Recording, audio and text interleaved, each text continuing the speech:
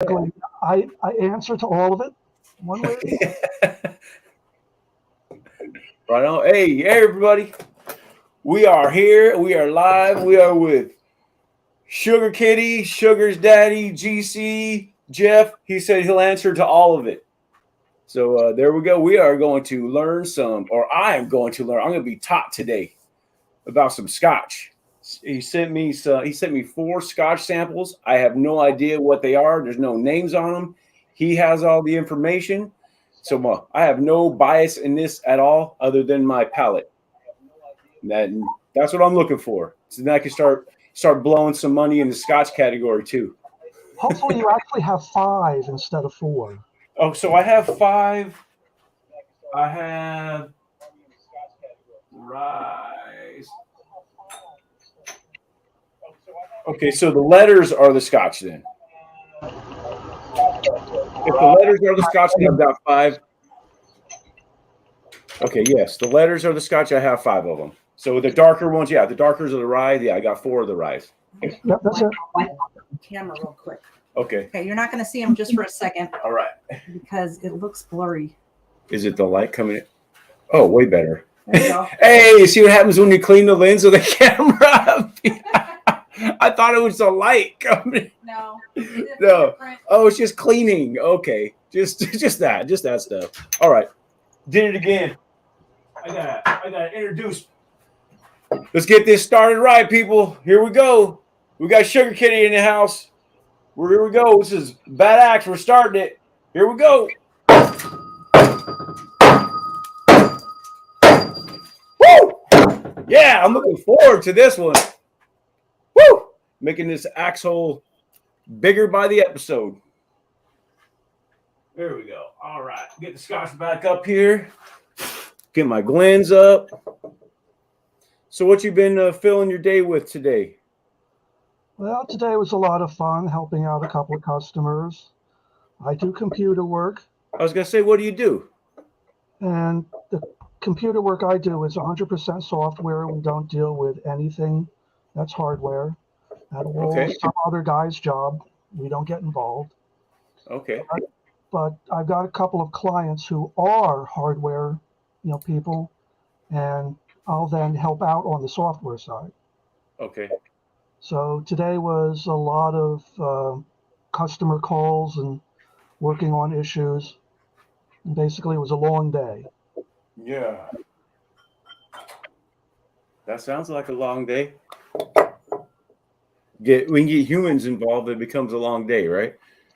Yeah, that's kind of the whole idea of computers. The computers are easy. It's the people that are hard. Yeah. I say that all the time, but nothing ever changes. Yeah. On computers, it's this or that, right? It's exactly what you want. You program to do this, that's what it does. Yeah, and it does every single time. Yeah. It does it wrong every single time, but it does it. It's just the same. There's no decisions. There's no thinking about it, though. It's click, click, click, click, boom, right? Supposed to be, right? Once it's set up right. Unless your computer is infected with St. Bernard's. And then there's no helping it. Well, I have no idea what that even means. St. Bernard's are at the root of all evil, if you didn't know. You're talking about actual St. Bernard dogs? Yeah. Oh, okay. Yeah, I would say that's probably not a good mix. Well, I wake up in the morning and my cat's in my ear and he's telling me, St. Bernard. It's like, do you know what he was doing all night? St. Bernard is doing everything wrong. Oh, my goodness. What's he gonna do? And that big old St. Bernard dependent on you for everything, and the cats don't depend on you for anything, really. Or they wouldn't have to. They'd survive. Well, it's certainly not that I have any dogs around. It's not me with the St. Bernards. It's the cats that are complaining about the Oh, gotcha. Night and day. Here we go. See, here we go. We got a slap shot. Damn St. Bernards. Exactly. See?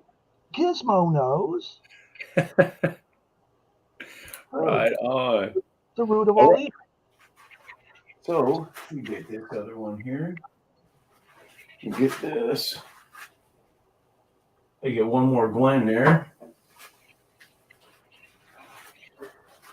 Hanging also reminds me of one of the sayings that I've got, talking about, how customers basically, ruin your job. It is what it is. Yeah. I have an old saying that, customers, you can't live with them, you can't live with them. Right. That could be applied many places, right? Yeah, exactly. All right. Cheers. I think we're caught up on chat. You want to just get right into this? Go right ahead. Right. It's just going. It also looks like it's going from pretty much light to dark. This one might be just a hair lighter than that one or darker than that one, but it looks pretty much like it's gradual, huh? From my right to left. Yeah, it kind of turned out that way. That's not really planning, but there is sort of a reason behind it because we're gonna start out with something that's from the Highlands. Okay. And this is going to be something that's not going to have any peat in it. And it's also not going to really have a lot of sherry to it. Yeah, there are the little silicone caps in there. That's right. Yeah, I deal with the same thing when I'm doing all my stuff. Sometimes like, what is that? Oh, it's happened enough times now where I just know what it is. So should I pour them all, or should I just do them as I'm going through it? All up to you. It doesn't really matter. Okay, I'll just hang on there. All right. And actually, hanging, Howard is more of a recluse. Not that bad. I'm telling you what, this on the nose, this smells really good. This has a nice nose. Yeah. Ooh, so, it's sweet. Absolutely. This is Glen Cadam. This is Highland, and it's very typical of a set of Highland bottles where you're going to get a very clean spirit to it. It's one that usually isn't very heavily sherried. Okay. In addition to not being peated. And in a lot of cases, the Highlands have things where you taste the grain a lot. And you may also get some notes of apples in particular there. I was going to say there's light fruit. There's light fruit on the nose. It does smell very crisp and clean and not proofy at all. It's probably around 80 proof. No, these are a little bit higher than that. This is 46% ABV. Okay, so 82, 92? 92. Okay, but I don't get a lot of it on the nose though. So I mean, that's right. That's nice. All right, let me get some on the palate. So there's another shot of it. This is Glen Cadam 10.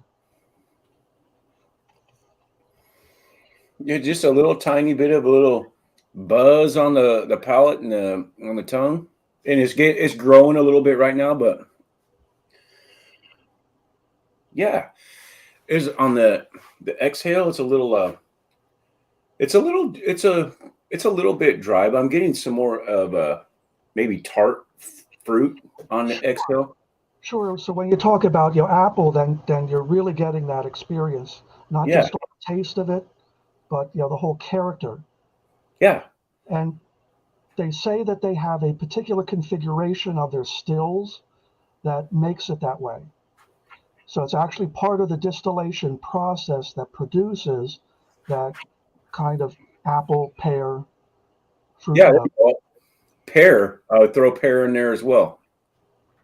A little sweeter. It's not quite so tart like a green apple, but I could picture a green apple, but also with a pear, giving like a more rounded fruit flavor, not a specific fruit, but a fruity flavor. Right, and this one in particular is probably a little bit more towards a Granny Smith than it would be something like a Red Delicious. Yes, I would completely agree with that. Apple. Glen Cadam also has a 15-year-old, and when it gets a little bit more age to it, then it starts to go a little bit more towards that red apple as opposed to the green apple. What's the age on this one? That's 10 years old. Okay. Glen Cadam 10. Glen Cadam 10, okay. This is a good start. I'll tell you that right there. It's a good start. Okay. So here's what's going to happen. Each time that you like one of these, I'll be able to also give you some suggestions and say, well, here's the Glencaddam 10. You're Okay. tasting that, and you know what those flavors are like. There's some other bottles that are also Highlands, and their stills are configured the same way, and you should get very similar notes on some other distilleries. For example, Annoc. It's spelled A-N-C-N-O-C. It's a little bit of a weird spelling. Okay. Annoc is another one that is very similar, and so is Klein Leash. Those are both relatively common ones that you should be able to pick up in most stores. Okay. It's a lighter nose. So this is the second one, right? Yes, this is the second one. It's different on the nose than this one. Oh, it should definitely be quite a bit more different, particularly when you taste it. I'm getting so all I can fall back on is my bourbon nose, or regular whiskey nose. So I'm getting like maybe a little bit of a like table sugar, granulated sugar sweetness. Gotcha. Like confectioner sugar. There you go. Yeah. Powdered sugar. Yes. This is from a different area called Campbelltown. It's not exactly an island, but it's very close to the islands. This is across the bay from Islay, where all the smoky Scotch comes from. Uh-huh. And this particular one is a double oak product. Okay. So So you're actually going to get, first of all, that same similar type of spirit, maybe a little bit of that apple that's there. Okay. But the second barreling has sherry to it. So this one's going to come all along. It's also going to have some fruit to it, but the fruits are going to now be different. It's going to be more towards your stewed fruits, your raisins, figs, for example, maybe, particularly with that sweetness to it.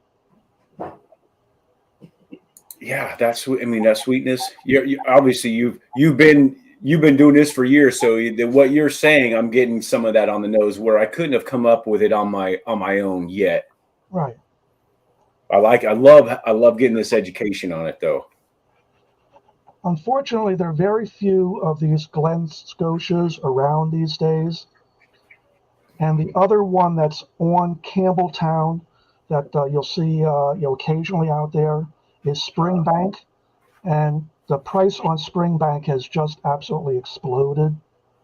It's very popular. It's a really, really good Scotch. It's even heavier than this, though, whereas this one tends to be a little bit lighter. Yeah. And it is also non-age stated, so it's also younger. Okay.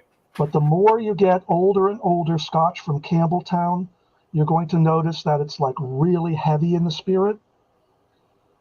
So, so if you think of some of the lighter ones, when this gets more age to it, gets into the 15, 18, 21 years, then all of a sudden that's going to be like really heavy, and it's going to be really, really dark. Okay. And then the fruits are going to start leaning more towards all of those sherry notes instead of the pure whiskey. All right. Let me get some of this on the palate. Yeah.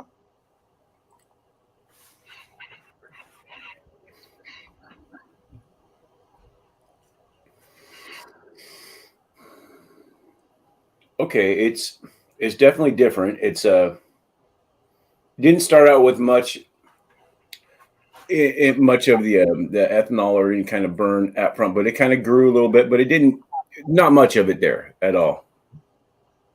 I'm getting a little bit of the medicinal on this. Okay. For me, I'm getting a little bit of that.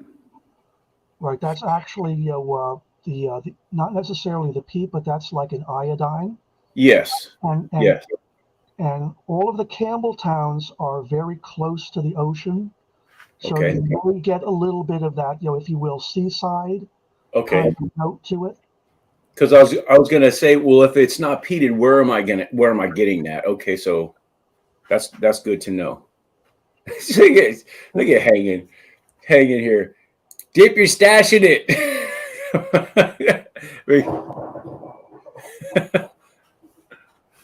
Okay, Peter White says, yeah, Springbank is a tough find now in Canada. Sells out immediately despite the price. Springbank is tough to find all over the world. Wow. It's actually not a really big distillery, even though it's very popular and it produces really good scotch. It's also really, really popular. So he's right. It sells out immediately. I did. I'm getting more of those flavors you were telling me before. And as far as the iodine on the second sip, I did get less of it. And so makes the part more enjoyable. Yeah, that's not bad as well. I think right now I would, for me at least right now, I would take this one over this one at least right now. But I would say of the flavors that I like in this one, I think I like them a little bit more. I'm getting a little bit more of it. There's that little bit of iodine in there, at least for me right now, that I would probably go with that one. Okay. At least right now. All right. All right.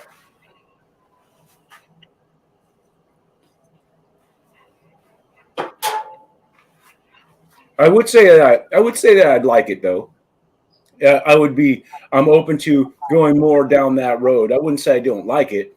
I mean, as a preference, at least very amateurly, I would go with this one right now. I got a very bourbon palate right now. Yeah, I hear you. But it's really good that you can describe really exactly what it is about that, because then it's easy to say, well, I can name a few scotches that you absolutely would hate. Yeah. A particular note that you don't like. But I also know then you say, well, okay, on the one hand, I want to get away from the iodine. On the other, I liked those fruits and I want that. So that's why we can kind of go in the direction that you're leaning. Yeah, I like that. This is actually, I'm having a good time. I'm having a good time right now. Actually, this is fun. To the next one. What's that? It's actually that particular path is a good segue to the next one. Okay. So wow, this is a way better nose than the other two so far. Okay, good. I mean, I'm getting more. This is almost like is it a little bit of citrus? I think I'm getting on this one a little bit. That's on not the nose. Yeah. You might have actually detected, I think on the Glencadam at the end, you kind of start to say a little tart. Yeah. Some people will say about Glencadam that they get almost a touch of citrus tartness, maybe lemon, maybe. Oh, wow. This is coming in good now. This one is going to have even more of that. It is. It's definitely. Now, if I'm breathing in a little bit harder, a little bit deeper on the bottom here. You're really liking what you smell on. Yeah, I'm really liking this more. You should get more of the fruits that come from the sherry this time. I'm getting more I'm getting more fruit with a little bit of more of those fruits we were discussing before, but with a little hint of citrus in it as well now. Yep, there's often a little bit of that in it. This comes from the Isle of Arran, and Arran is very close to Campbelltown. Okay. So there's some things there about that you should recognize. Some similarities there. Also, unlike the other one that I had, this has a lot more sherry to it. This has had more time to age, and this has primarily got some sherry barrels that has been aged in. This 14, unfortunately, is discontinued at the moment. Oh, I hope I don't like it. But it's okay because there's some younger Arans and there's some older Arans instead of the 14-year-old, so that you can still get an Aran, just not this particular one. So is it finished in sherry barrels? Or how long does it typically, if it's just finished in sherry barrels, how long do they typically stay in the sherry barrels? Finishing, it depends. Each one of the distilleries is going to do it a little bit differently. Okay. and a lot's going to depend on what barrels they have and how long they're going to use them. It's not uncommon to spend a couple of years, 18 months, 2 years, that kind of thing, for just the finishing. But there are some Scotch that is literally entirely aged in sherry barrels. Okay, because this nose is getting better as I'm sitting here. It's getting better. With more air, that should open up. The sherry should really start to mellow. It is. Come out with some air. It's kicking it up a notch, just letting it sit here and just a little bit of a swirl, not a whole bunch of it. Yeah, it's really, really coming in good now. I'm getting more orange or citrus. Wow, I really like that. I really like that nose. Yeah, you're right. Where the Glencadam, it might be younger and a little stronger, type, and tart, tart apple, tart citrus. Whereas then this, like you said, this would be more orange. I'm gonna go get some on palate now. I'm getting excited about this one because I'm really enjoying that nose.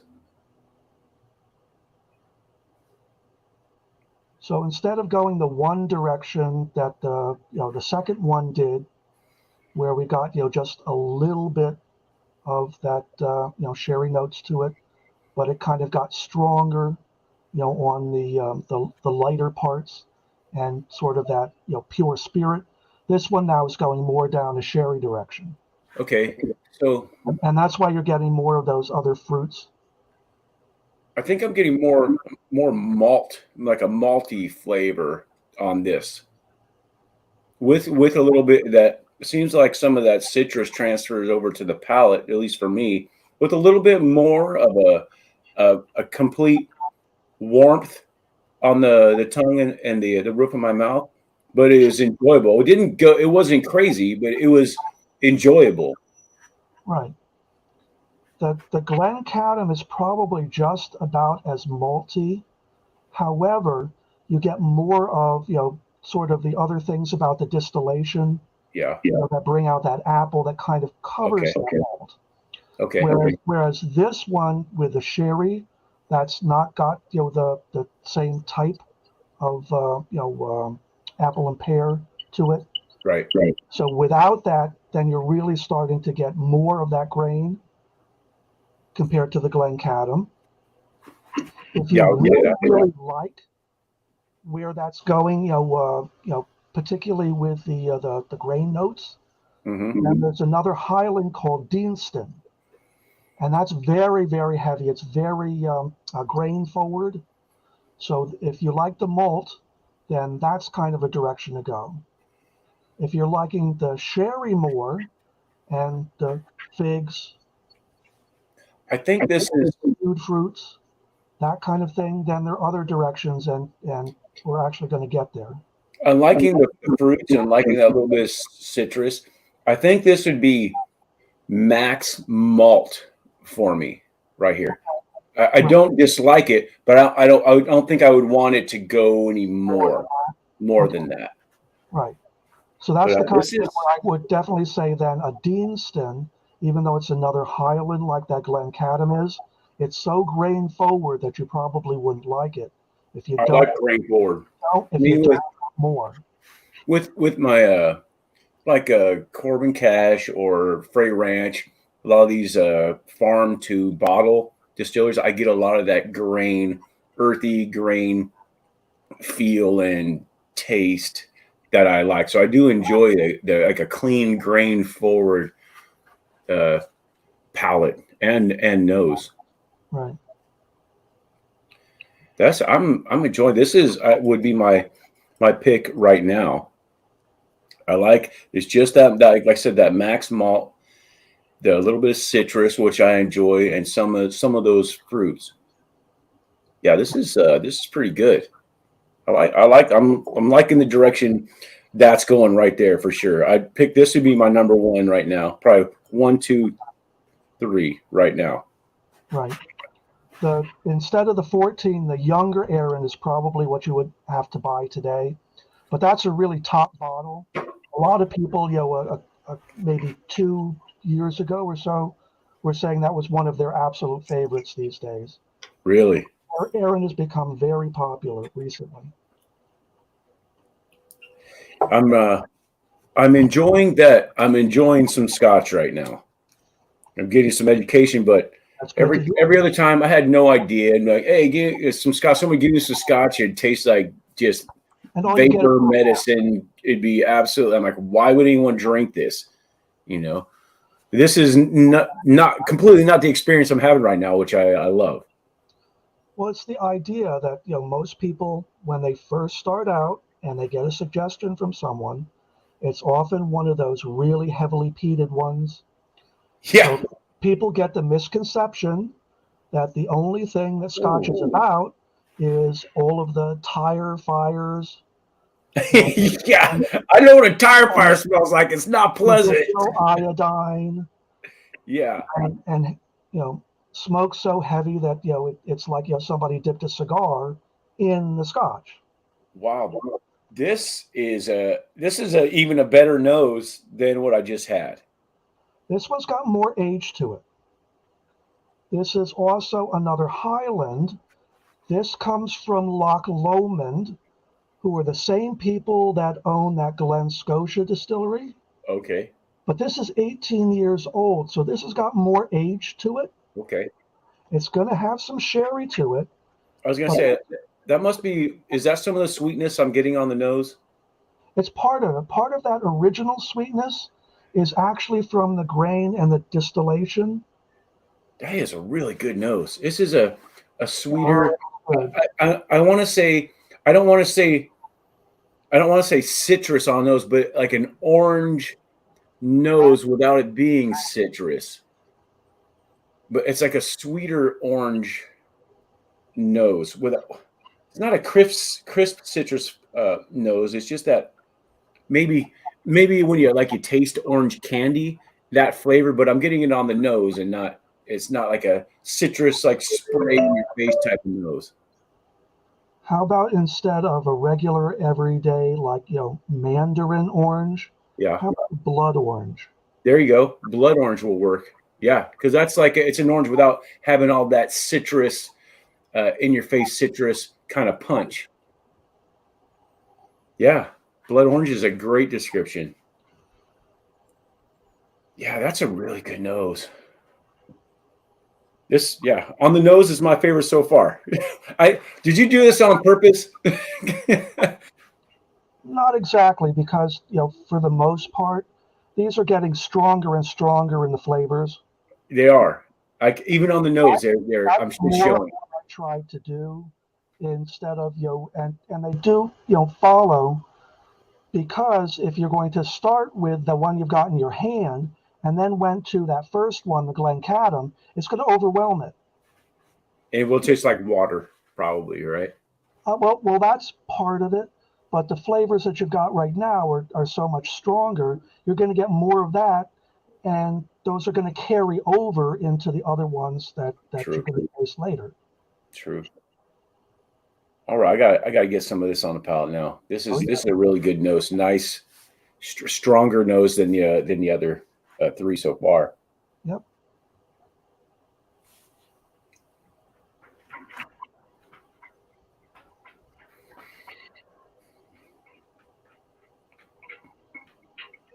Okay, so it is a little. I didn't get quite as much of the burn. It's about the same as the other one as far as mouthfeel. Maybe a little bit more viscous, maybe. But for sure, I think I'm going. For me, just at least for me, a little bit over my malt max, just a little bit. Okay. Or maybe it's the iodine. Is it a little bit of iodine? Now I'm kind of mixing the malt and iodine. Well, I think you might get a little bit of. They sometimes use the word phenolic, but that's kind of more the medicinal type of iodine kind of in there. I'm getting something. I'm getting a little bit of a now on the back of my mouth. I'm getting a little bit of. It's a little bit bitter now. Okay, well that goes along with the 18-year-old age. Okay, so it'll get more barrel. Exactly. From the barrel, you're getting some of the tannins there. Okay, and if there's not a lot of that, I enjoy it.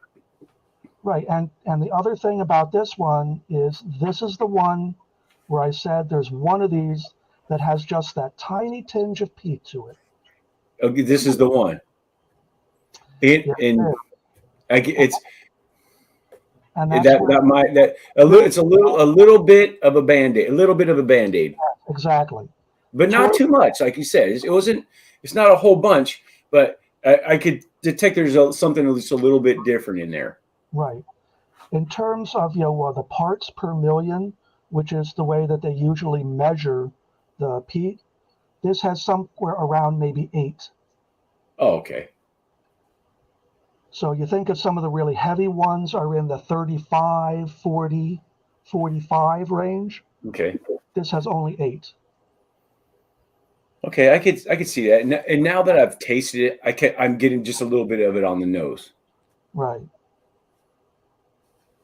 Yeah, You definitely. know what? Okay, The Sugar other Kitty's asking me if I'm enjoying it. I actually am. I'm enjoying this. It's not this scotch that without someone with an education knows what they're talking about. That someone that just gives me, hey, here's some scotch, try it, and it's like rubber, burning tires and straight iodine and band-aids. And like I said, why would anybody ever drink this? Why do they even make this? But this is not what I'm getting here. This is I love it. Yeah, not bad. I would probably put I probably put this one in the number three spot for right now. I do like that it's stronger. I do like there are more flavors, but yeah, it's like that borderline P. Like, oh, it's there, but not. It's just enough to let you know that it's there, which I don't mind that. I On don't the mind that. nose, there are enough flavors, there that you might miss it. Yeah, After you start to taste it, particularly a couple of sips, towards the end, it starts to build up, and then you start to realize that it's there. yeah. But those other flavors are building up too, which are very nice actually. I see now. I get a lot. I got more of the peat in the back of my mouth, almost in the finish. Exactly. Yeah, it is building up. All right. So yeah, actually I still like it better than this one. Right. That seems to be the one. I still liking this guy first, I believe. Yeah.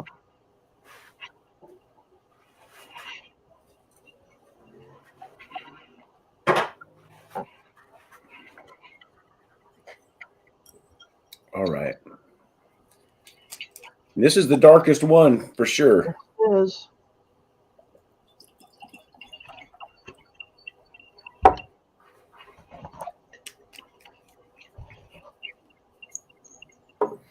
All right, here. This is a different nose. Well, it should be quite different. Yeah, I was gonna say this is different right off the bat. Whew. I'm having a hard time describing this one. It's very. I'm not getting a whole bunch on the nose actually right now. Oh, it's pretty dark. Okay, I think I'm getting more of a little bit of, I guess, barrel. I guess I'm getting on the nose. It seems like with this one.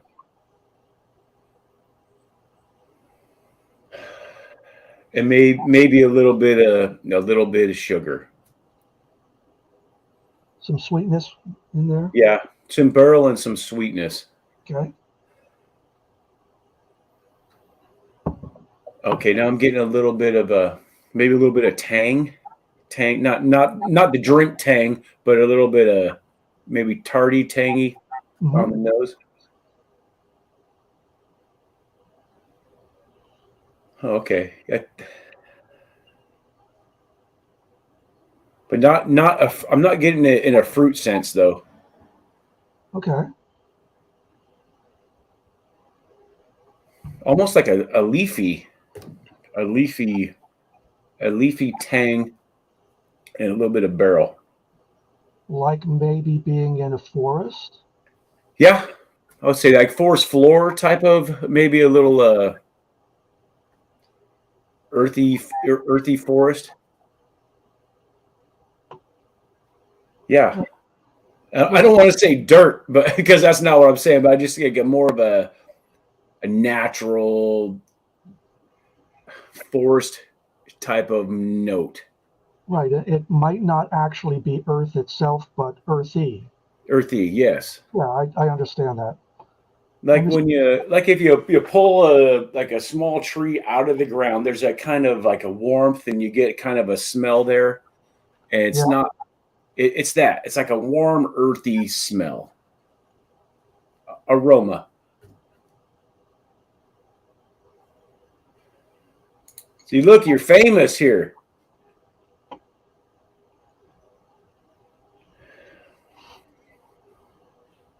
unfortunately, my camera froze. Yeah, I see that. Do you want to jump out and jump back in? Yeah, why don't we do that here? Yeah, go ahead. At least it held out for most of the It time. did. So It I'm was kind doing of a good job. Yeah, this is I'm sure a lot of you in here are Scotch drinkers, or you're way more experienced at it than I am, obviously. But I'm having a good time up here. Yeah, I could tell there was something a little bit different about this one right here, where it had a little bit of peat in there.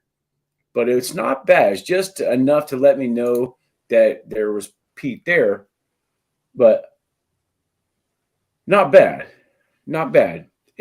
But it did build up, and because it built up, is it started sliding down scale a little bit for me. Although I do like the other flavors in it, that peat did start building up for me.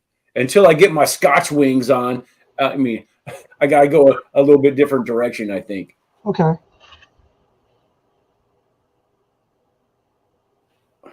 Yeah, this is a decent nose. This is a nose that I mean, I appreciate them all, but is more familiar to me. I think, as far as what I'm used to. If you would say, is it more bourbon like, the answer would be probably yes. That's I think where I'm going now. A bourbon rye American whiskey type of nose is what I'm getting. I can relate to this one a little bit better. When you drink it, though, you should probably realize it tastes more like, let's say, a Finnish whiskey. Okay, okay. I mean, so maybe that's some of that sweetness I'm getting on the nose too, huh? All right, I'm going in. I'm going in. Mm. Oh yeah, I like that. So this is Bunnahabhain 12-year-old cask strength. I was gonna say this is a higher. Is this the highest proof? Yes. I'm really liking this one. That's nice. It is. It does have more of a finished feel. It's a little more viscous. I got more of a nice hug on the entire tongue and palate. It's got more of a finish. This one's Yeah, the most sherried of them all as well. I was gonna say I'm getting more of that. This is nice. This is really nice. I think I might like this one the most so far. This one, then probably this one.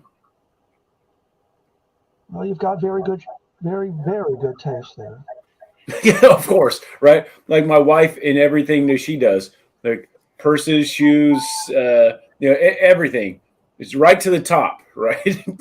Yep. Yeah, it's a nice nose, and it's a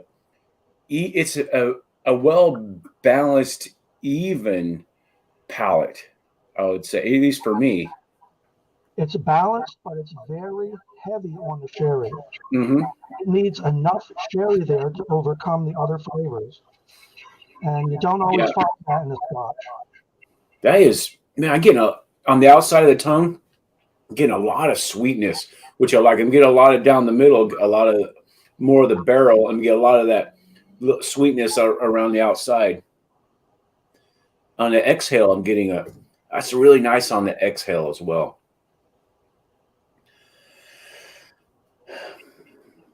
So are you a cigar or pipe smoker?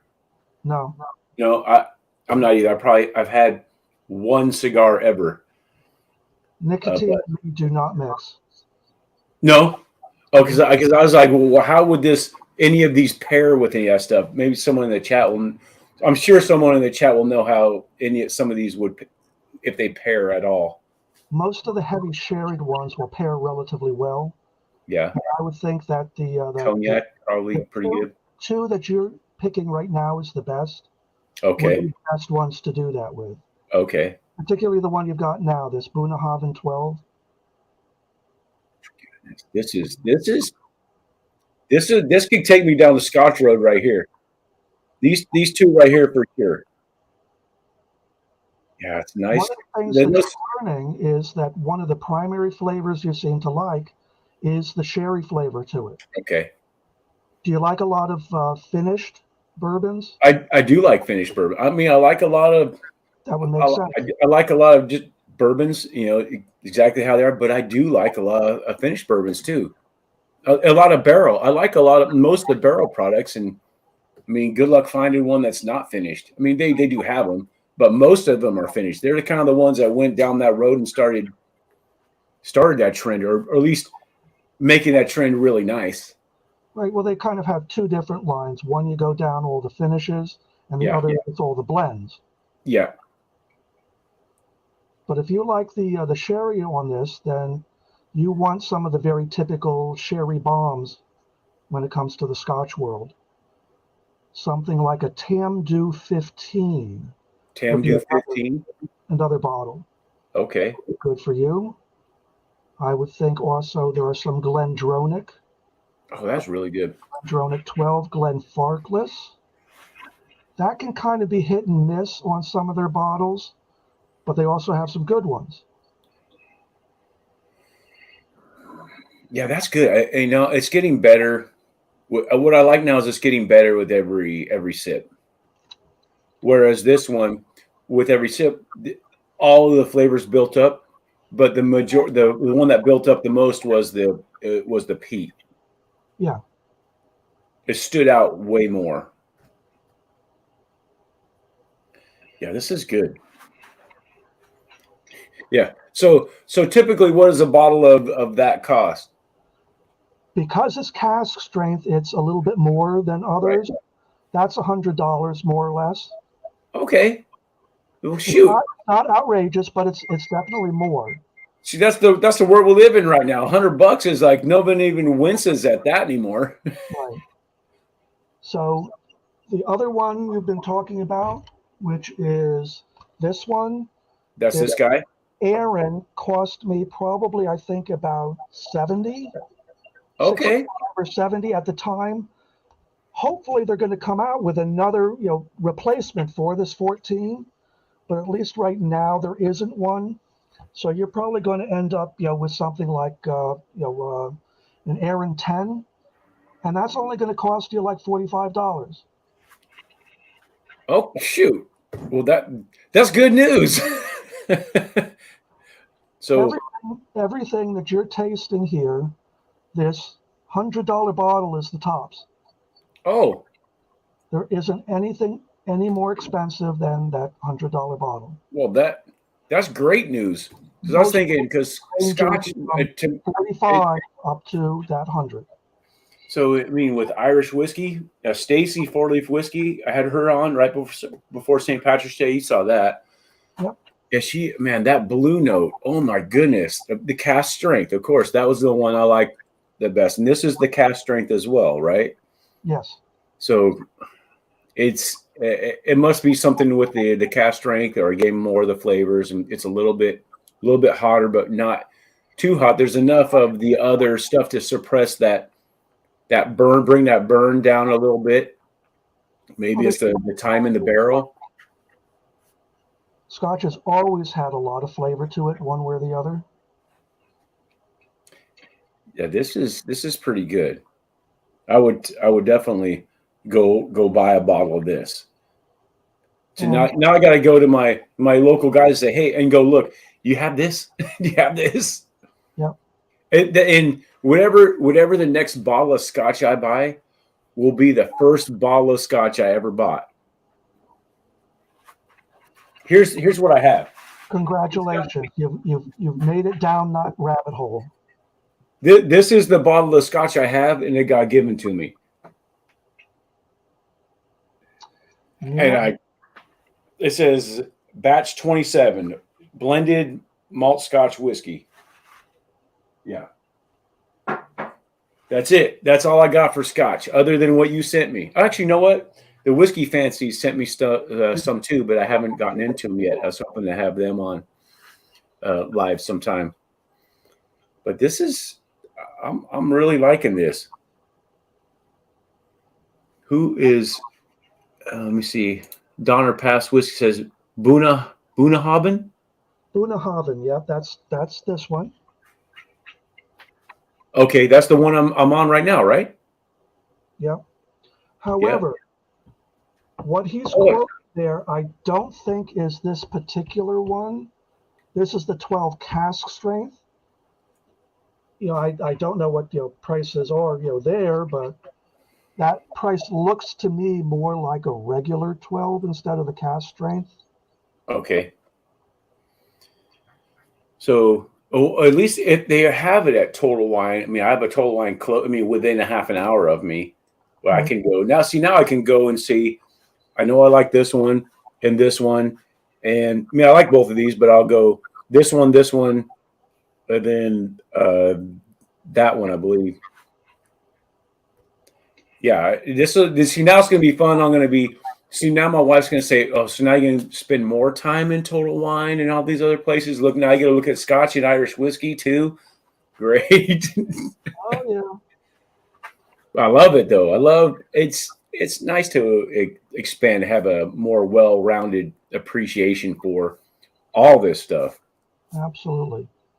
Now, this cask strength specifically has different batches to it, which are basically one a year. So this one is the 2022. You might find a 2021 out there, which is okay, but this 2022 is much better. So I very much recommend when you go to look for that Bunnahabhain 12, look for specifically the 2022. 2022, okay. So yeah, Donner Pass says that's going to be more of a that must have been the regular the 12. Yeah. The regular 12. Yeah, sells out quick. Let me see. Check out bourbon, then rye, then Irish and Scotch, and that. Yeah, yeah. You know what? And luckily, that's kind of the order I'm going in. And I'm finding some like Sean sent me some American single malts that are pretty good too. That's an area that I haven't really discovered yet. And I'm kind of in that situation where you're starting to look, and it's like, I don't want to be that same issue of, oh, here's another rabbit hole, and I can feel my wallet getting lighter by the minute. What's funny is that rabbit hole, it never ends, because you start making a little bit of ground, and all of a sudden it just gets deeper. It gets deeper faster than you can catch. It just starts pulling away from you. There's no catching it. Yeah, you have to make it end. You have to make it end. That's exactly right. There's no other way than making it end. Oh my goodness. Yeah, so I think I'm going to go back to this one real quick. I did enjoy this one. Yeah. This one's my winner for sure. Yeah, this one still has a really good nose. So I like the nose the best on this one. I think this was a close second. but I like the palate on this one for sure. But I think the viscosity on both of these were pretty good. They're very similar. And one of the things I've done here too is what you're drinking is not chill filtered. Okay. In Scotch these days, there's a number of them out there that are, and that is certainly going to affect that mouthfeel. Okay. Yeah, this is still pretty good. I mean, look at the color difference in that. Yeah. But yeah, this is pretty good. Yep, that color difference is all that sherry that it's been in.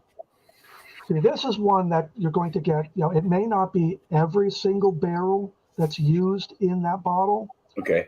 but there's going to be certainly some percentage of it where that's going to be entirely in those sherry barrels, not just finished, but aged entirely in the sherry barrels. Okay, so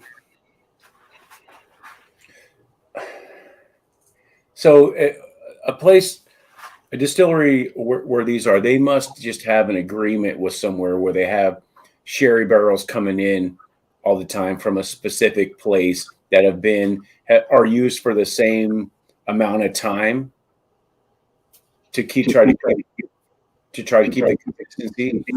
They certainly have agreements with various producers of sherry in Spain to do that. Each one of them though is going to be different.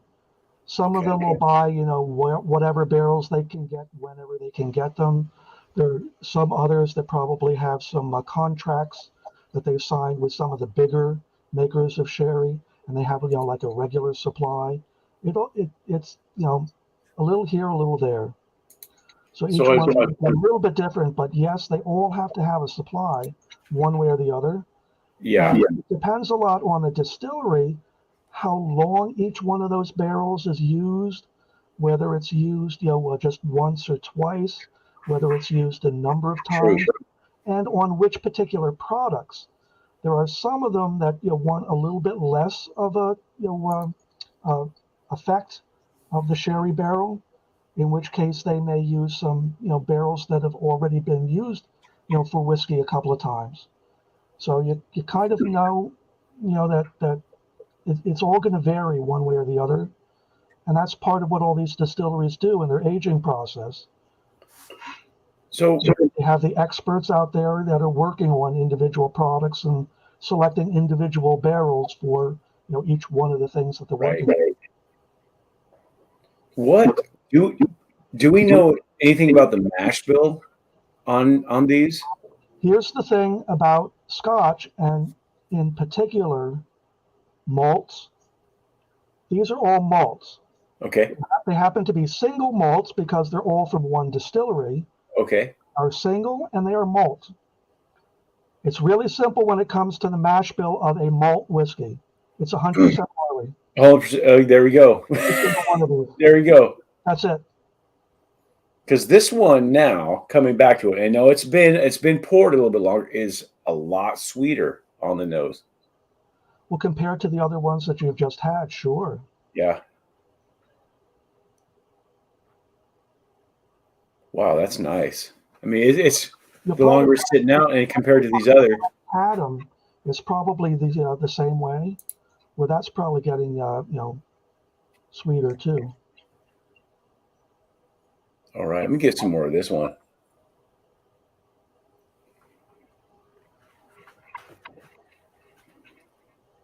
Yeah, it's way sweeter. Well, there's that camera again. Yeah. Uh-oh. There you go. It is way sweeter. At least it held out for most of the rest. Yeah. It's all good. That is even coming back to that after having the ones at higher proof, that one is still pretty good. I mean, it's still as good as I thought it was when I first tried it.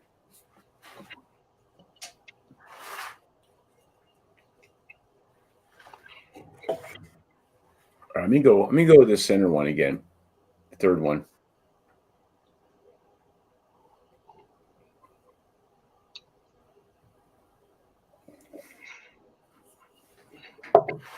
Oop, pour a little bit more of that. I didn't get much out of that. But I guess it hasn't been sitting now. It's been closed.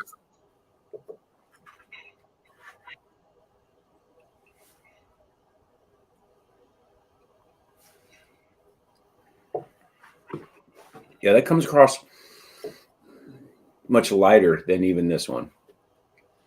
Still. That's still good though. That's an easy sipper, I'll tell you that right there though. If you're just gonna sit back and sip. So do we know? Okay, so we got cast strength here. We got 92 proof here. Do we know the proofs on these three? The other ones are going to be another 92.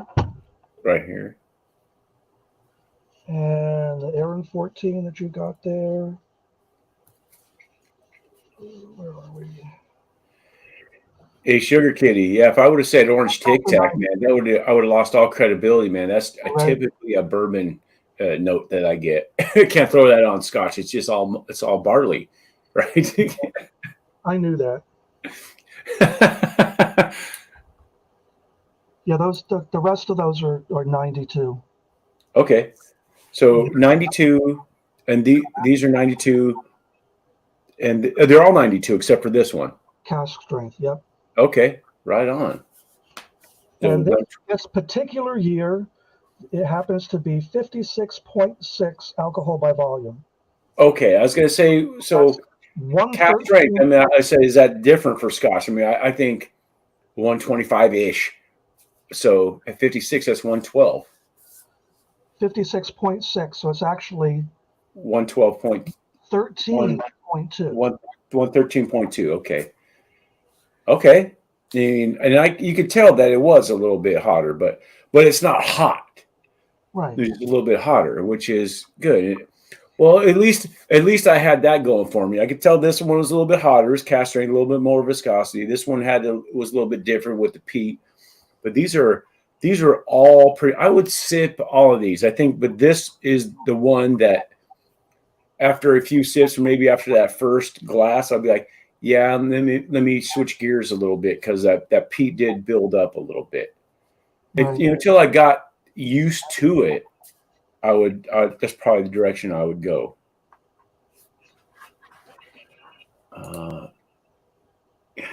Yeah. So Irish single pot still is still unique. That is a combination of malted and unmalted barley, which gives it a unique character. Okay. Donner Pass whiskey, I think, is the 5% of another grain that adds variety. Hopefully they update the technical file back to 30-30-30. Hey, you know what, Stacy? I haven't had any Jameson Orange, and that's all the rage right now, right? That's the big promotion right now, especially with what's his name, UFC guy. Crap, what's his name? Oh my goodness. You all know who I'm talking about, but he's promoting the crap out of that Jameson Orange. So now I got to go get some just to say, just so I can officially say, yeah, this is orange Tic Tacs. Oh, that's funny. Well, I got to finish the rest of these off for sure. Conor McGregor. There we go. Conor McGregor for sure. There you go. Thanks, Brian. Thanks, Peter. This is more of a floral, like a can. If you could now, anyway, more of a candied, like a powdered sugar candy floral nose right now. This very first one, like those little candies that if you had that necklace, you could chew on them, crack them, like those little candy necklaces.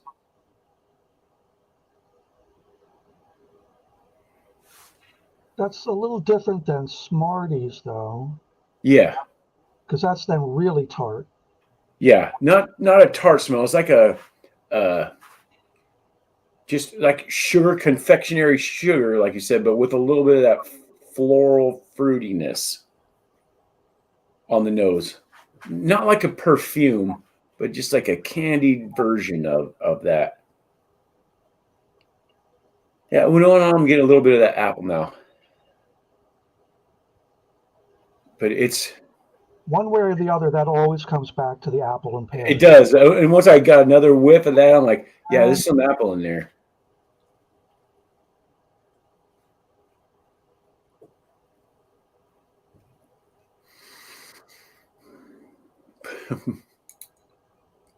Yeah, that's a yeah, I'm even getting more of it now on the exhale. More of the apple on the exhale. Lurch. Oh my goodness, lurch. Yeah, you know what? That it does sound like I'm describing Fruit Loops. That that's a. I'm glad you guys are here because that's probably a good explanation of it. And I gotta file all this in my repertoire. I'd say Rolodex, but a lot of people don't know what that is anymore. Fruit Loops or juicy fruit, maybe. Juicy fruit, even, yeah. I would say, I get both of those are probably the same flavor, but I would say if I was to say juicy fruit would be stronger than Fruit Loops, probably. Now, I don't think for me, Smarties, nah. Smarties are a little tartar, I think. And I'm not getting any tart. But the fruit part, yeah, but not the tart part. Fruit by the foot. Shredward, how old are you, dude? But I guess anyone that's had kids has had fruit by the foot. I'd say fruit by the foot's it's sweet, but it's a little tangy too, I would say. Bourbons at Bourbon School. Junkies tried it yesterday. They said it would do a review. What'd they try yesterday? Proper 12? Proper 12? Oh, okay. Proper 12. Oh, Pooper 12. See, I skipped a little bit in chat. Pooper 12 killer. That's Proper 12. Anyone tried the Proper 12 apple? Is it as awful as I imagine? See, I should probably try that because I don't have anything to compare it to, really. I don't have any other Proper 12s in my head to compare it to. I think recently Whiskey Crusaders also tried it. Did they? And it was not too positive. I'll say euphemistically. Hey, Greg. Greg, are you on Ben going live tonight or tomorrow? Or are you taking this week off? You guys would have already been on, I believe. I didn't see it scheduled. What's that? I did not see it scheduled. I didn't either. So I was kind of looking for it. I'm like, oh, I don't want to. If it was the same night, I know there would be a little bit of overlap. We're here, so. Yeah. Yeah, this is. Man, I'm so appreciative that I appreciate that you sent me these to me. I'm getting an appreciation of these. And having you here to go over this with me, I really appreciate it. I really do. I mean, I know I've said it, but I really do appreciate it. Having you here to kind of educate me with these and go over these and explain it. You can offer some, obviously you've been doing this a long time, some insight to me, some notes that I'm searching. I have something in my head, but I can't explain it. Once you throw something out there, then I'm like, yeah, that's what it is. I really appreciate that. Well, you're very welcome. This is what we do in the community here. It is, and I love this community. This community is great. People are sending stuff to each other all the time. It's really fun. This is for making all the videos and all the editing and all stuff. This is the live streams are, to me, is the reward of doing all that stuff and having the interaction with everybody. I absolutely love it. Oh, I forgot. I'm going to have a spin. I forgot about that. Dang, this has been like 2 weeks since I've had a spin. I guess I better start putting people on here. We got Shred here, Sugar Kitty's here, Fred's is not here, Jake not here, Joe, Ben, Johnny Bull, Cormac, Tater Dom. I saw Slapshot in here. Get rid of some people. Top Dog, he's not in here now. I don't know about talking about getting rid of people, Bobby. What's that? I don't know if you want to talk about getting rid of people. You got that axe next to you and all. Yeah, that's right. Yeah. See any of these hop? Yeah, they're hopped a little bit. There we go. They scooted. No sample bottles were hurt in the filming of this video. That's right. There's the disclaimer. Right, Alex? I didn't see Alex in here. Slapshot, Great Shot, Sugar Kitty, Shredword. Hey, okay, so now here's the time. Let's put 56 in the chat if you want to be part of the giveaway. Let me see here. Oh, I got it right here, and I've already got it. I'll get this sucker out tomorrow. I did the hard work already. I got it all. I got the Bad Axe bourbon sticker. I got it sealed. I got the ingredients on there. This is for my Bad Axe Infinity Barrel. Actually, not this. I decanted some of it a couple weeks ago. I decanted it on 12/28/22. I'm sorry. That's when it entered the barrel. I decanted it on 4/1/23. So there's still some in this barrel, but this is from the decanted barrel. I absolutely love those stickers. Oh, right on. Have I sent you any of these? I've gotten a couple of samples from you. Okay, And did I particularly tried to put stickers in. What's Yeah. that? In particular, you sent that Corbin Cash. Oh. So did I send you which Corbin Cash did I send you? So did I send you a single barrel, or did I send you a 1917 or the entry level 90 proof? I'm not positive. Okay. I don't think it's the single barrel, and I'm really sure it's not the entry level one. Okay. So I'm thinking it's the Probably 1917. I think. So that was the one that Breaking Bourbon picked as their rye of the year. Oh, it was really good. Yeah, it's actually I got to go. Yeah, the 1917 is 123 proof.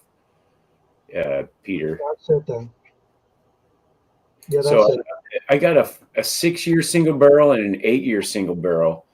The 6-year single barrel is 132 proof, and the 8-year is 136 proof. They're all 100% rye. Oh my goodness, they're so good. So I just recently realized I got to talk to them. I have a really good relationship with them. I'm thinking about and Noah from Dry Creek Liquor from last week, talking about getting I guess they sell quarter barrels as well. I'm going to check out how much the quarter barrels are, see if I can purchase one and do a Bad Axe pick on at least a quarter barrel and see if people are interested in that, because that stuff is so good. I'd love to have my name with them as part of a pick. Well, the sucking sound I'm hearing is the sound of money leaving my wallet. Well, that would be. I would love. 2 bottles are going. Oh, right on. So okay. In the chat, of course, I'm going to have to spend money on this. So I'm going to find out how much a quarter barrel is and see if anyone is interested in the chat that would want to spend money on that. I'm not going to make money on it. I just want to, if I do this, I would have to at least just make my money back on it. And so it doesn't cost me anything. That's all I'd be trying to do. just to get it out there. I just think it would be fun. And they're great people too. All right, we got Sugar Kitty. Okay, you're in there. Let me get Stacy in here. Let me put this up on the big screen. How about that? I'm gonna put this back up here. See if I remember how to do this here. Let me see here. Share my screen.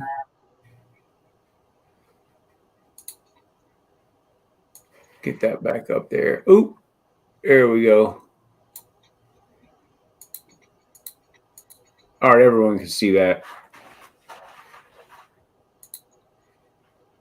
All right, so let me get here. You got Stacy. Let me go. I'll go 4-leaf. 4-leaf. How about that? 4-leaf. 4-leaf. Peter White. We got Peter in there. Peter White. All right. Anyone? Let me see. Bourbon School. I'll get Bourbon School in there. Hanging in there. Bourbon School hanging. Bourbon School hanging. AZ. All right. So people, let me see here. Shred. Did I get Shred in there? Shredward's in there.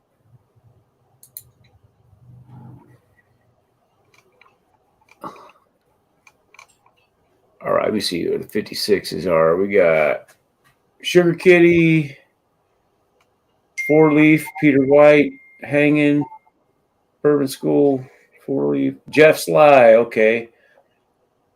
Jeff Sly, hanging. Jeff Sly.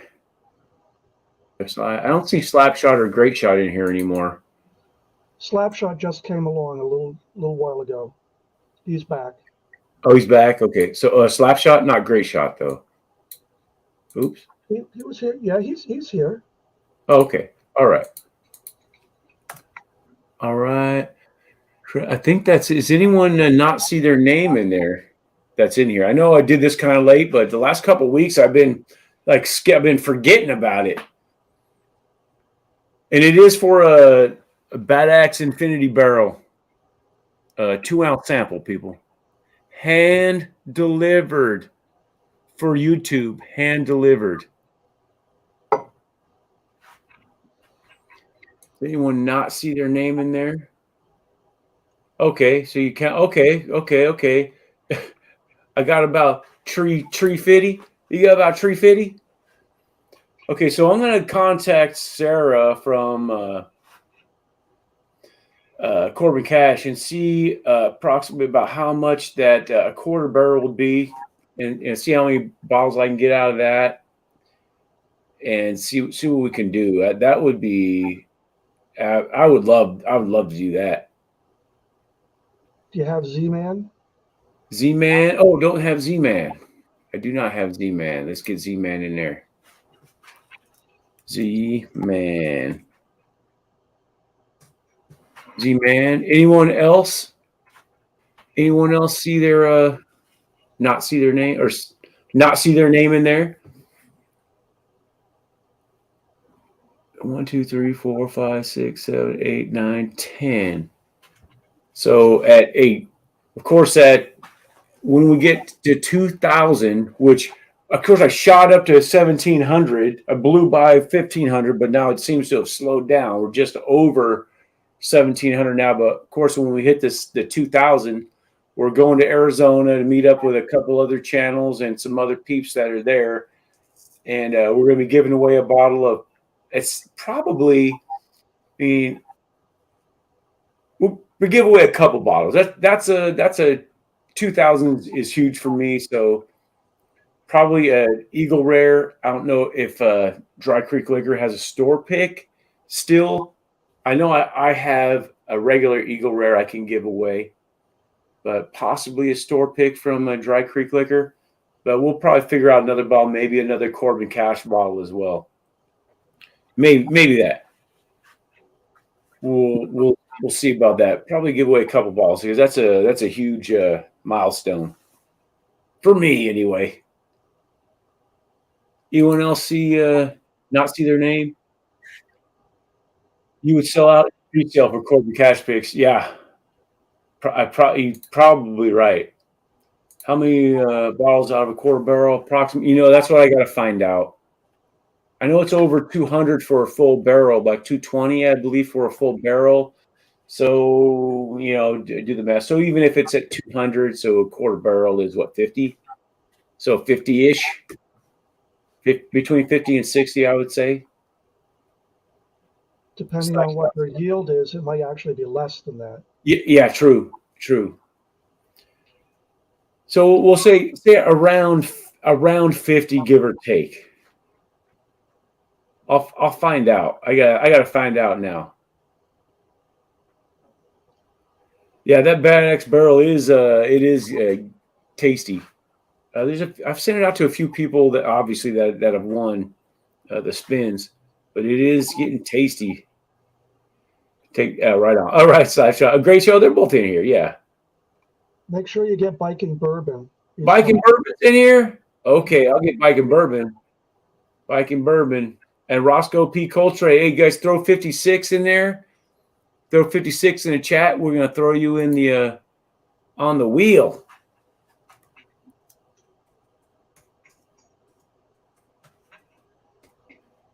And who else was? Oh, Roscoe P. Coltrane. Roscoe. Go Roscoe. All right. We got 4-leaf. Okay. Anybody else see? Anyone else not see their name? Anyone else need to be included in there? I guess that's two. Two is not one. All right. I think I'm gonna. We got, what time is it? Okay. Another 3 minutes at 5:55 Pacific Standard Time. We're gonna spin this sucker.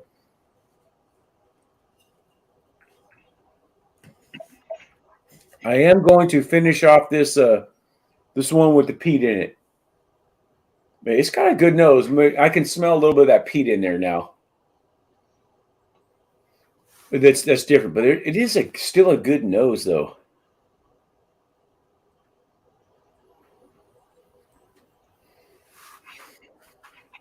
And I have been in talks with Nancy Fraley. She lives within an hour from me. She's invited me and my wife over to her house, and we should be doing it once she calms down a little bit in her Still Austin stuff. When she's not so busy, she's gonna have my wife and I over to her house and go to her. She says her lab. We'll do a live stream from her lab. That'll be fun. Donald Slurrier. I think this is it. I think that's all we're going to get right now, huh? Hanging's in there, right? Hanging's in there. Oh, yeah, Hanging's AZ's in there. 1, 2, 3, 4, 5, 6, 7, 8, 9, 10, 11, 12. We got 12. We only got 12 people, and it looks like we got 20 plus in the chat. We only got 12 people on here. People just lurking. I'm sure there's somebody else on right now that they're just kind of lurking over here, which I appreciate. G-Man's in there. That's it. So we got, all right, we're going to finish out this minute. Fee, we'll throw Fee in there. What is up, Fee? Yeah, you're lurking. Sure did. Lurking all the way from Australia. We got Canadians lurking. We got Australians lurking. Everywhere. Bebo, we'll throw Fee in there. We'll throw Fee on it in there. Fiona. Fiona. She's lurking. I appreciate it at work. Oh my goodness. I would say it's weird hours, but you know, it's tomorrow there. How's the got cool running? We got Northern Ireland. We're once again, we are worldwide, people. Worldwide. Cool running. We got cool running in there. Cool running. All right. In the house. Just slipped in there. We got 5:55. We're going to go ahead and spin this thing, people. We are going to spin it. Did I miss anyone? I don't think so. You see anyone I missed? No. No. All right. And we're doing it. We're doing it.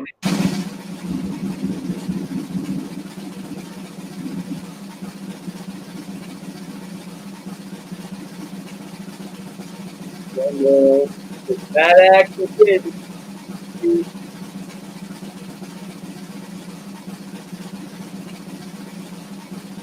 Stacy looks like Stacy 4 leaves. Stacy wins. Woo! All right. Stacy. All right. Stacy wins. All right. So you guys couldn't see the wheel? Hey, could you see the wheel when I spun it? I don't have it up. Oh, okay. Well, Stacy won. If you couldn't see it, here we go. I had it up like that. Okay. Let me see. Well, you should have been able to see it. Well, what happened? That was a Dominion wheel. So let me see here. Yeah, it should have been able to see it. There you go. There you go. Stacy won, guys. Stacy won.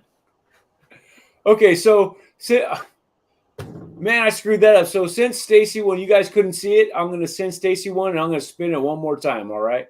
I'm gonna spin it one more time. That was my bad. My bad. My bad. I didn't bring it up there. That was a rookie move, people. Sorry about that.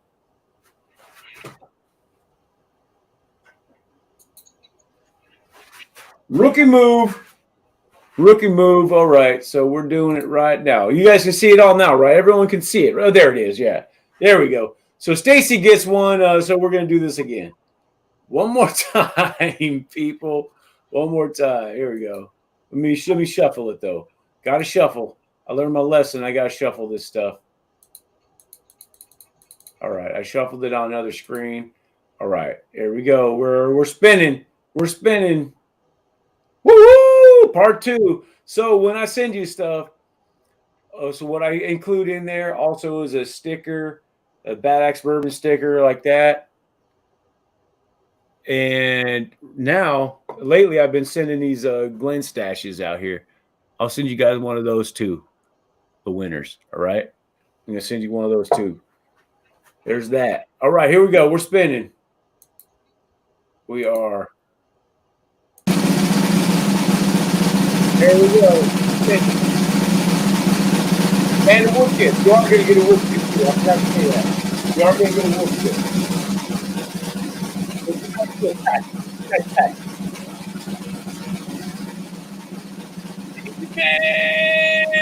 Oh, hanging almost, man.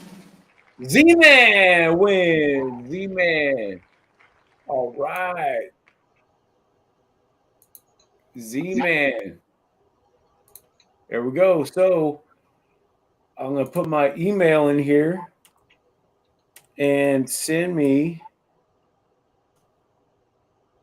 your where you want this sent to, a good address you want me to send this to, and I'll get it out. It looks like tomorrow I will get this out. That'd be great.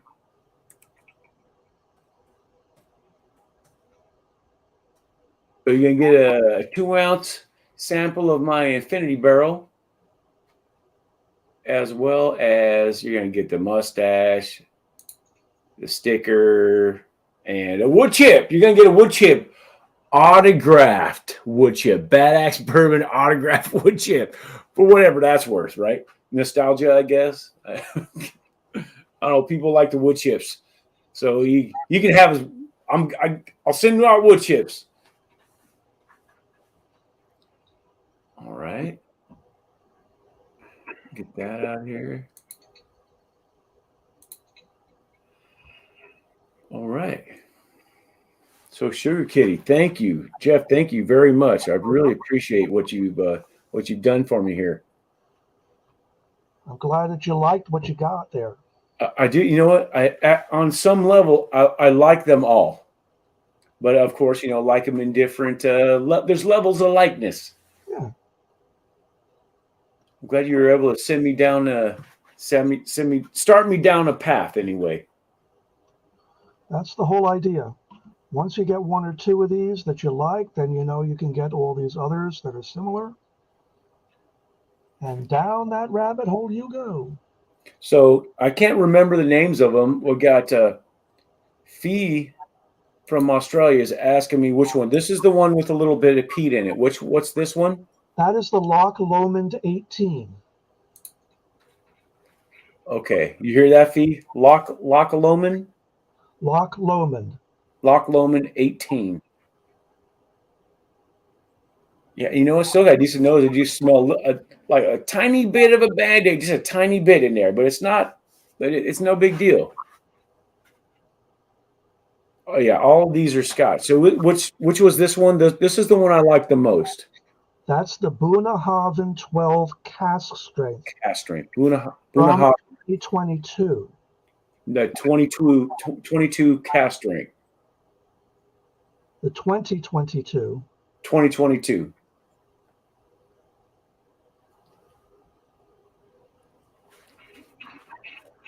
Woo. Woohoo. That's some good. It's just yeah. See now I'm getting so that's some good stuff. And I start to exhale, and it's getting that. It's building up that building up the peat. No, this is the only one that is peated. Fee, the one that had the most in it that I'm finishing now. So I had 5 samples here, and this was the only one that was peated. Yeah, not all peat is Band-Aid. Got it. I got it. Not all peat is Band-Aid, but I did pick this one out that had that little bit of Band-Aid. It was the only one that had that little bit of peat in it. Okay, so now we got it. Okay, it's time for some Offerman. So I don't know what that is. I'm sure you know what that is. Offerman is one of the special editions of Lagavulin.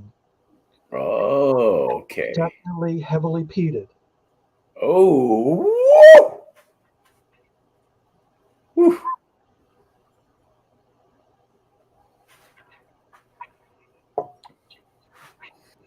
Good stuff. Has anyone said Ardbeg yet? So Ardbeg,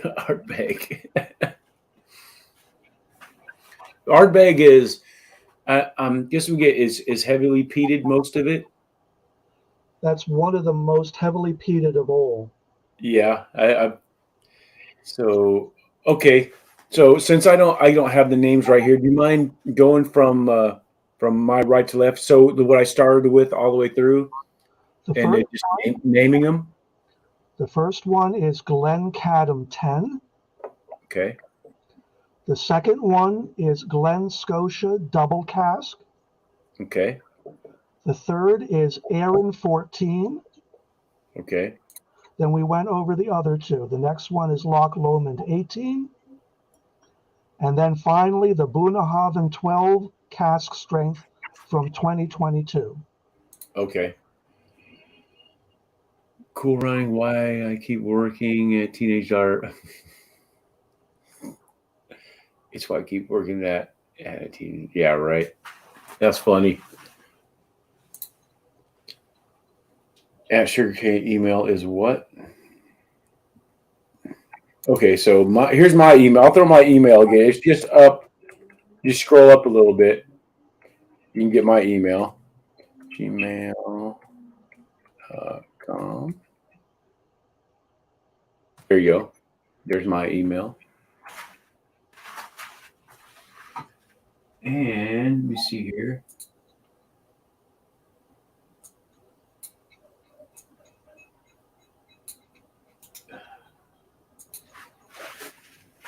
If anyone wants to come on, you can go and come on now. We're done with this part of it. So if anyone wants to come on and say hi to Sugar Kitty or say what's up, go ahead and come on in.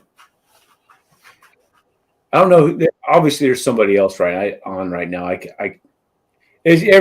schedule. I try to keep it on Thursday or Wednesday, but my schedule is, my schedule rotates through the week. So I just kind of go on when I can go on. If Wednesday or Thursday is available, I try to hit one of those days.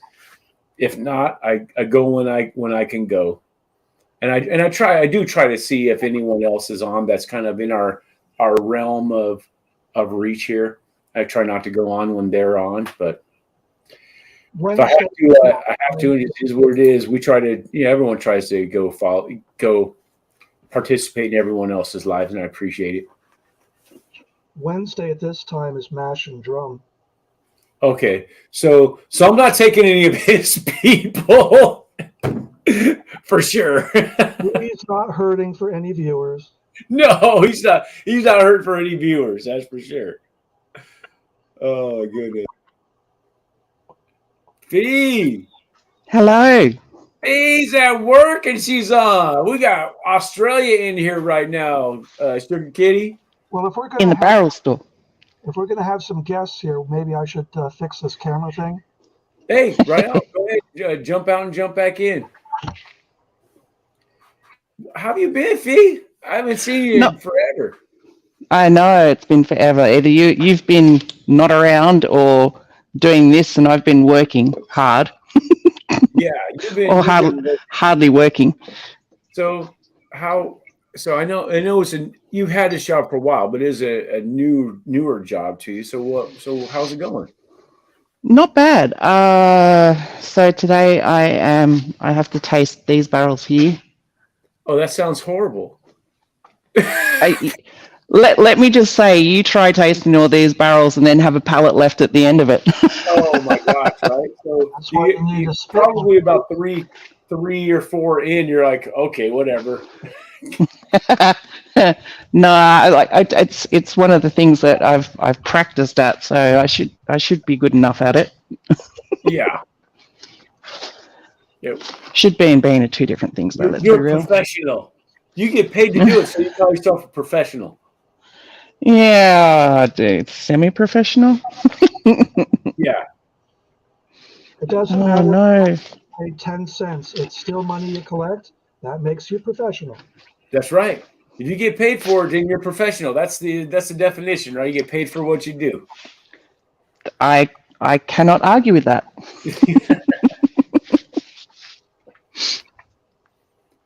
Yeah. So yes, it's I'm off to Western Australia this weekend. I was in Melbourne last weekend, and then I'm not going anywhere for another month thereabouts. What are you going to do in Western Australia? Do another tasting. So I'm basically running around the country showing our whiskies to people. Ken's in WA. Yes, he is. But I think he said from where I'm going to be at, because I'm going to be in Perth, I think he's down near Margaret River, so it's a couple of hours away, unfortunately. He's up near Geraldton. Yeah. Yeah, I think that's a little bit further away than it would. Unfortunately, would have been good to have him along. So they're coming, Lilith. They're coming over in September. Is it September? I believe. Possibly. Al and I are headed over in August. You're headed over here in August? Yep. Al and myself will be there in August for the whole month of August. Going to be in Vegas 11, 12, and 13. Then the week after in Kentucky. And then the week after that, we're going to be in Maryland. 11, 12, 13 August? Yeah. All right. So let me see here. Because we go to Vegas, a lot, at least a couple times a quarter, it seems like. So we might be able to time it so we can be there around the same time. That would be awesome. 12. So that's a Saturday. You say 11, 12, 11, So 12, 13, Friday, Saturday, Sunday. Yep. That might work, and that's far enough out. It might be able to happen. Yay. Yeah. Sorry, I'm just trying to set you up there. Yeah, that'd be. We ended up with a few people here in Vegas. Oh, Z-Man's coming in. There he is. Z-Man, what's going on? Welcome, everybody. Man, I got all these regulars. I love this. Sugar Kitty, Z-Man, man, Fee. This is awesome. Yeah, I haven't been around for a while. Yeah. I haven't seen you forever, Fee. It has been forever. I've been. What's up? What you drinking there, Z-Man? Nasty stuff. Black top. Really all right, man. Early times, bottle and bond. Yep, bottle bond, black top. I like it. Scored us off a liquor store here in Arizona probably like 30 years ago. When I knew that it was going to get sold, and they said, well, how many do you want? I said, so many cases. $20 a bottle. Sold. Right on. We got Brian from Bourbon School in the house, too. What's up, guys? You know, Hey, everybody, if you have a channel, if someone's in here's got a wrench, drop these Bourbon School in there and all these peeps that got channels. Great shot. My goodness. We got a lot of people in here now.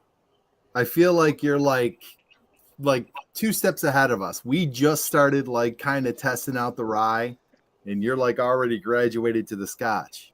Dude, oh my goodness. Yeah.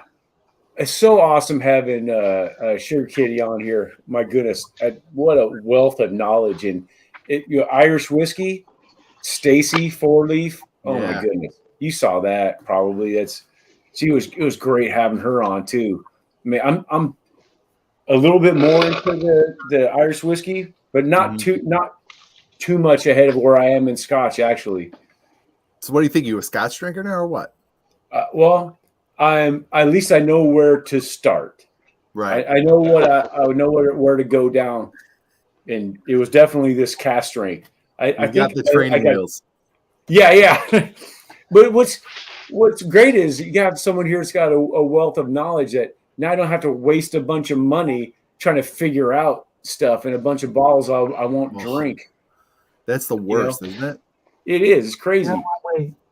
Wait Or I'll have to start doing videos like Scotch 50-50, right? So that'll be the next thing. Irish whiskey and Scotch 50-50. Sugar Kitty, which was the Aaron that you said, the Aaron 14? Which one was it? Which one? It's the regular 14. The one that's discontinued now. I didn't realize they had a regular 14. I know that they had a 10. Then they had the 14 Amarone cask and the 14 Sauternes and the 14 port. But I didn't realize they just had a straight one. Yeah, well, that's kind of why this one is discontinued. But you can see it's the older packaging even. Yeah, but is that purple on the top of the label there? Yes. Are you sure that's not the port then, or the Amarone? No. Huh. That's my favorite. That's one of my favorite island whiskies. They're talking way Other above my island. head right now. I'm just listening, going, yeah, sure, you sure, right?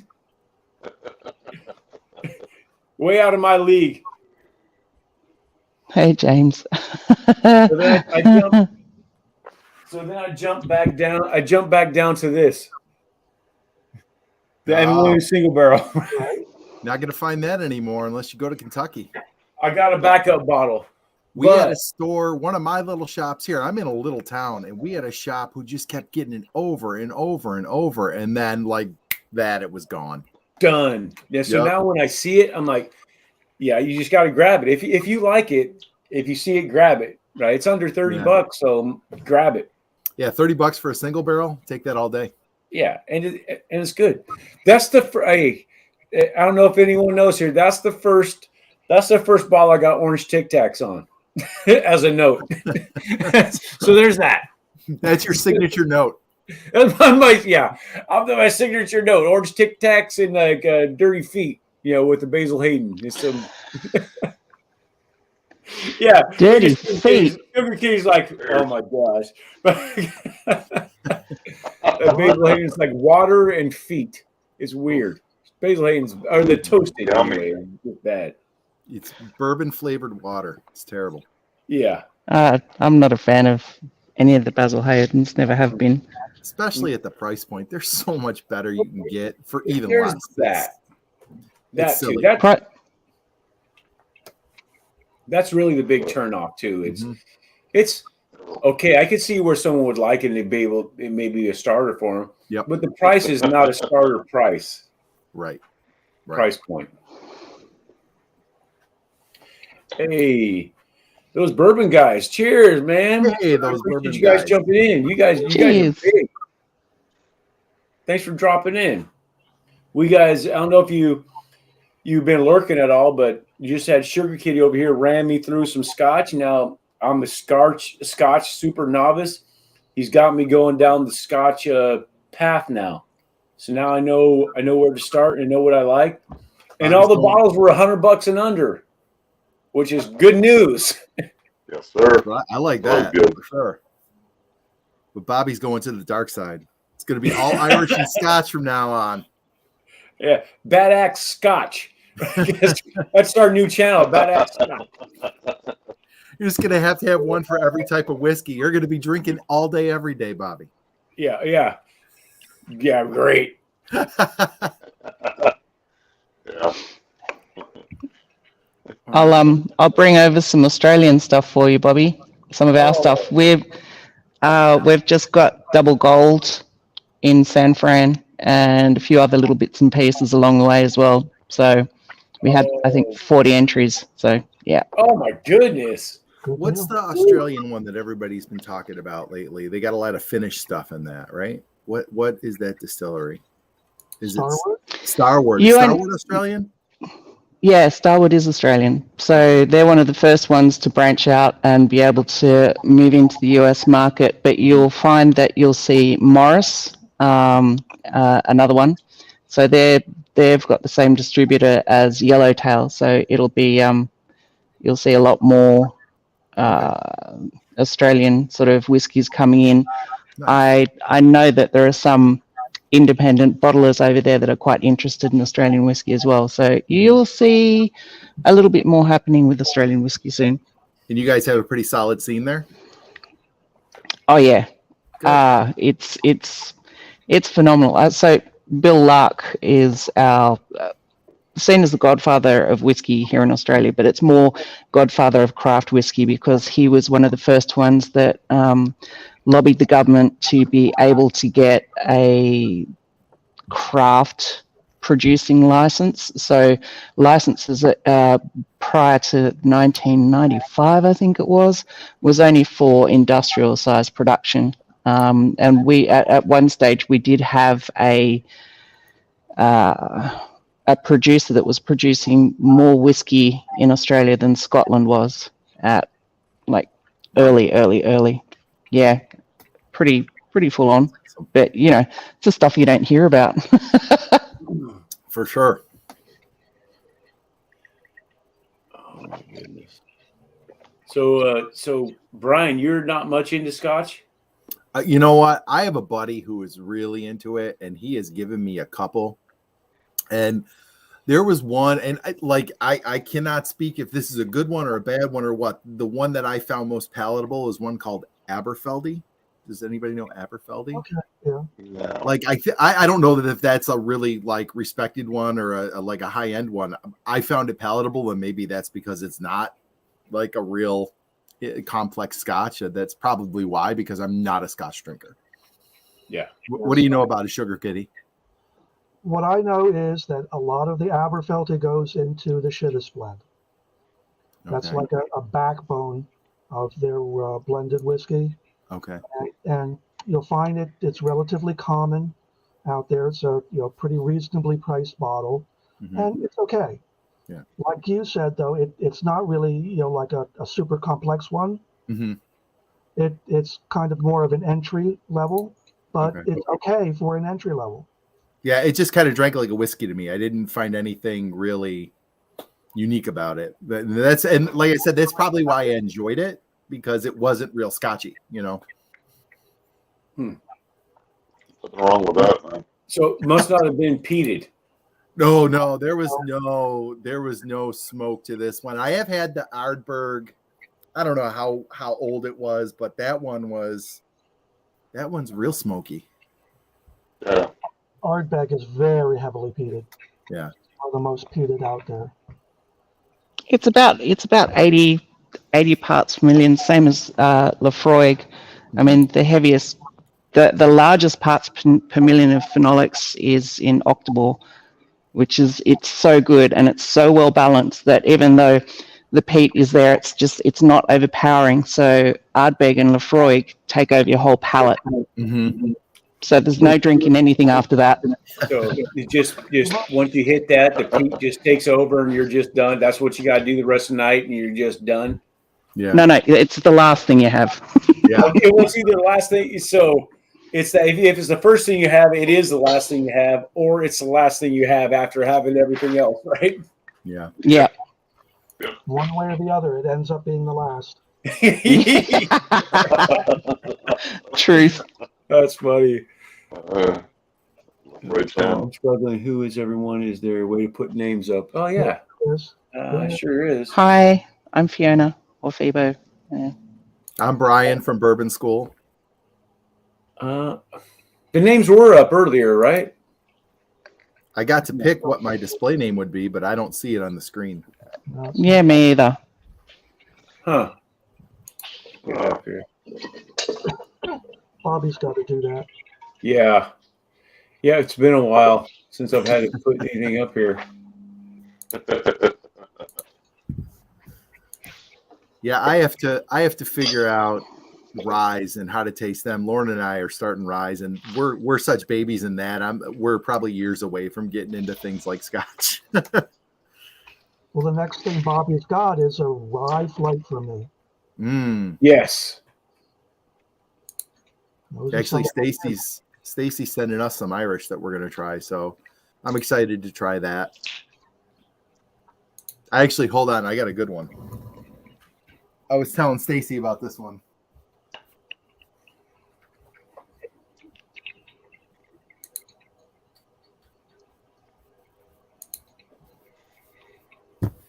I don't want to blow up your stream with vulgarity here, Bobby, but Well, go for it, man. this is so Buffalo Distilling up in Buffalo. This is their they have bourbon. It's called 1 Foot Cock. It's got a nice big rooster on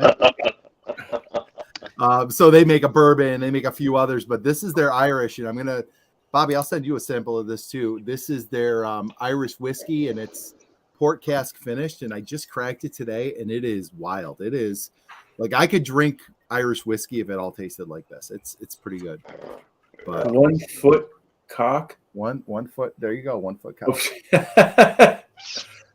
We've got a whiskey called Big Black Cock. So Oh, you got to speak. Then. There you go. hashtag And now Australia. we turned into OnlyFans. Right now it's an OnlyFans channel. Great. Around here, that's just usually known as Moby Large. Oh my! So sure, you got to mic drop that one, right? Yeah. Oh, dude, that's great. Moby Large. Oh, okay. Okay. Thanks, Joe. I was like, man, I that's before we take. Okay, I'll take the comment off. That's what does it. Yeah. No, that should bring the names back up. Take the comments. They still have his comment on.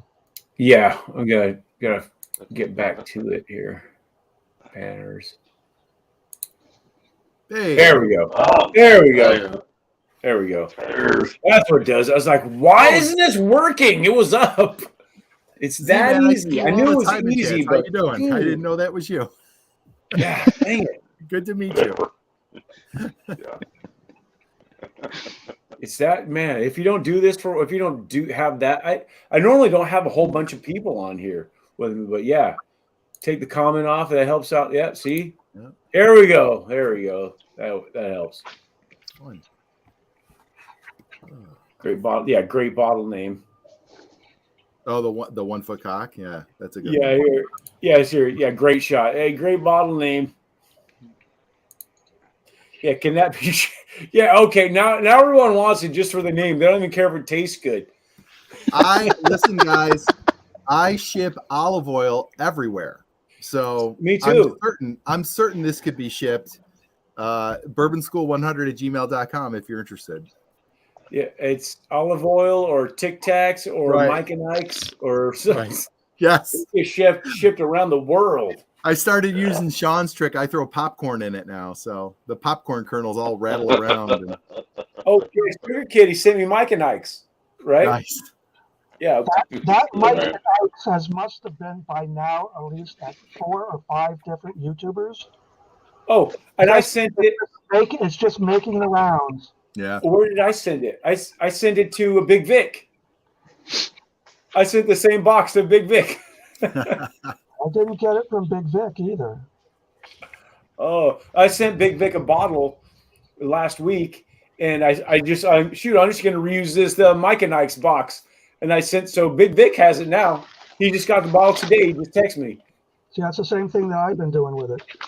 Yeah, Okay, I got it. I'll just send it on. might as well, right? Actual. Okay, this isn't a tasting note, but Tic Tacs actually work as well. Like Mike and Ike's, you get that. It covers up that liquid sloshing. I've had a lot of people send me nerds, Nerds would work too. but I Yeah, think Nerds that is a may good have come from 21090. I don't know where they got it from, but if it came from 21090, came to me, went to you, and it's now at Big Vic. You know what we got to do? Everyone that gets it, we got to start signing these things. Sign it and see where this thing goes.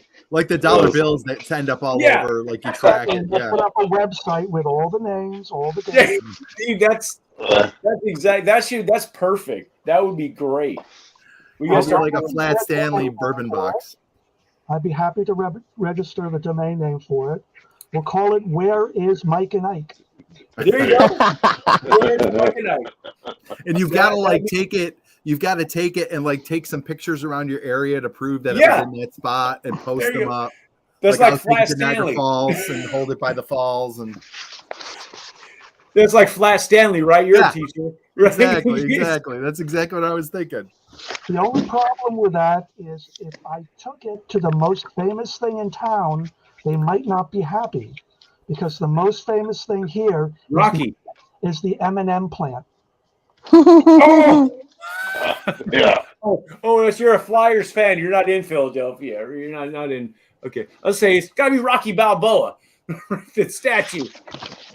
Sugar Kitty, you're a Flyers fan?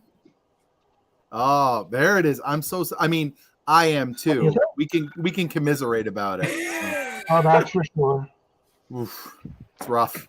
It's a rough gig being a Flyers fan right now.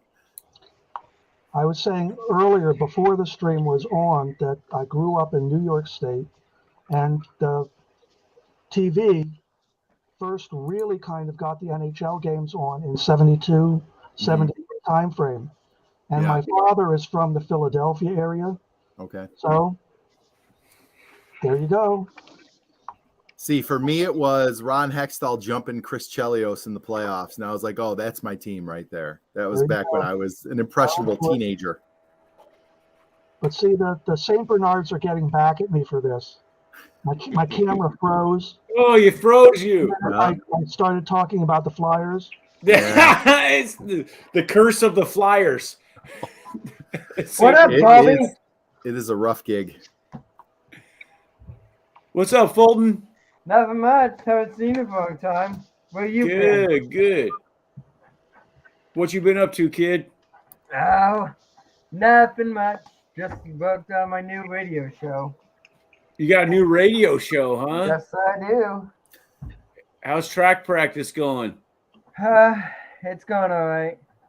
I just cannot run that fast anymore. Oh, you can't run that fast anymore. What are you, 23, 24? You can't already be I'm past not the prime, I'm man. not- Run that fast 24. anymore. Dude, I'm I'm 52. 24. You're too young to be past your prime, kid. Yeah, I don't want to hear I can't run that fast anymore from a 23, 24-year-old. Come on, man. I don't want to hear it. There's no one Oh in. man, I'll tell you what. I'll trade you, kid. Yeah, you know what? There's no one else in here under 40 other than Fiona. Actually, Right? Nice. That was smooth. That was smooth. Yeah, Bobby. right? Yeah. Well played. Smooth sir. as. They age backwards in Australia. Sure, let's go with that. Who am I to argue? What was that? What was that with that movie with Benjamin Button. Yeah, Benjamin Button. Yeah, Fiona's Benjamin Button. She's Fiona Button. Nice. So the radio To answer great. sorry. It's all right, darling. To answer Great Shot's question, I work for Coburn's, which is an Australian whiskey brand. So yeah, you won't find it at the moment. We're not even for sale anywhere currently. So Still in the barrels. yeah, just a few. Look at that. So how's it coming? Like how long? So the whiskey that I'm tasting at the moment is roughly about 1.5 years. But we've got 4-year-old whiskey, which, hang on, I'll show you that. And it's amazing to see how one barrel sits next to another barrel in the warehouse. They're exactly the same product, about the same age, yet they come out really differently. Yeah. So anyways, so the radio station's called Nice. Fulton Radio 108.3. Let me see here. I just sent it to you on Facebook Messenger. I didn't see Oh, I it. got you. What was you gonna hold that up again, Fee? It's like seeing my head really large. So that's Oh, there you go. Those look cool. That one, the other one is really Looks dark. super dark. Yeah. Is that the Yeah. 4 so year? that's Or are they that's both? the 4. They're both 4 years, except this one is in port casks and this one's in bourbon casks. Because that is it's almost like a purpley, at least from my camera, it's like a purpley, almost like a dark purple color. Yeah, it's definitely dark. Purple. Yeah. It's got to be from the port, right? Little of that. Yeah, and char levels. Nice. But they're extremely old barrels, most of them. The newer barrels don't have any product in them at the moment. Nice. Sugar King, we thought we'd put you on solo since you're frozen. Yeah. It's a good shot. We get to feature the Flyers. You get to feature the Flyers hat and the Iron Maiden poster. I like the guitar back there too. You must be a guitar player. Well, there appears to be an amp behind me to go along with that. So I would say the possibility is fairly large. Is that an amp? Oh crap!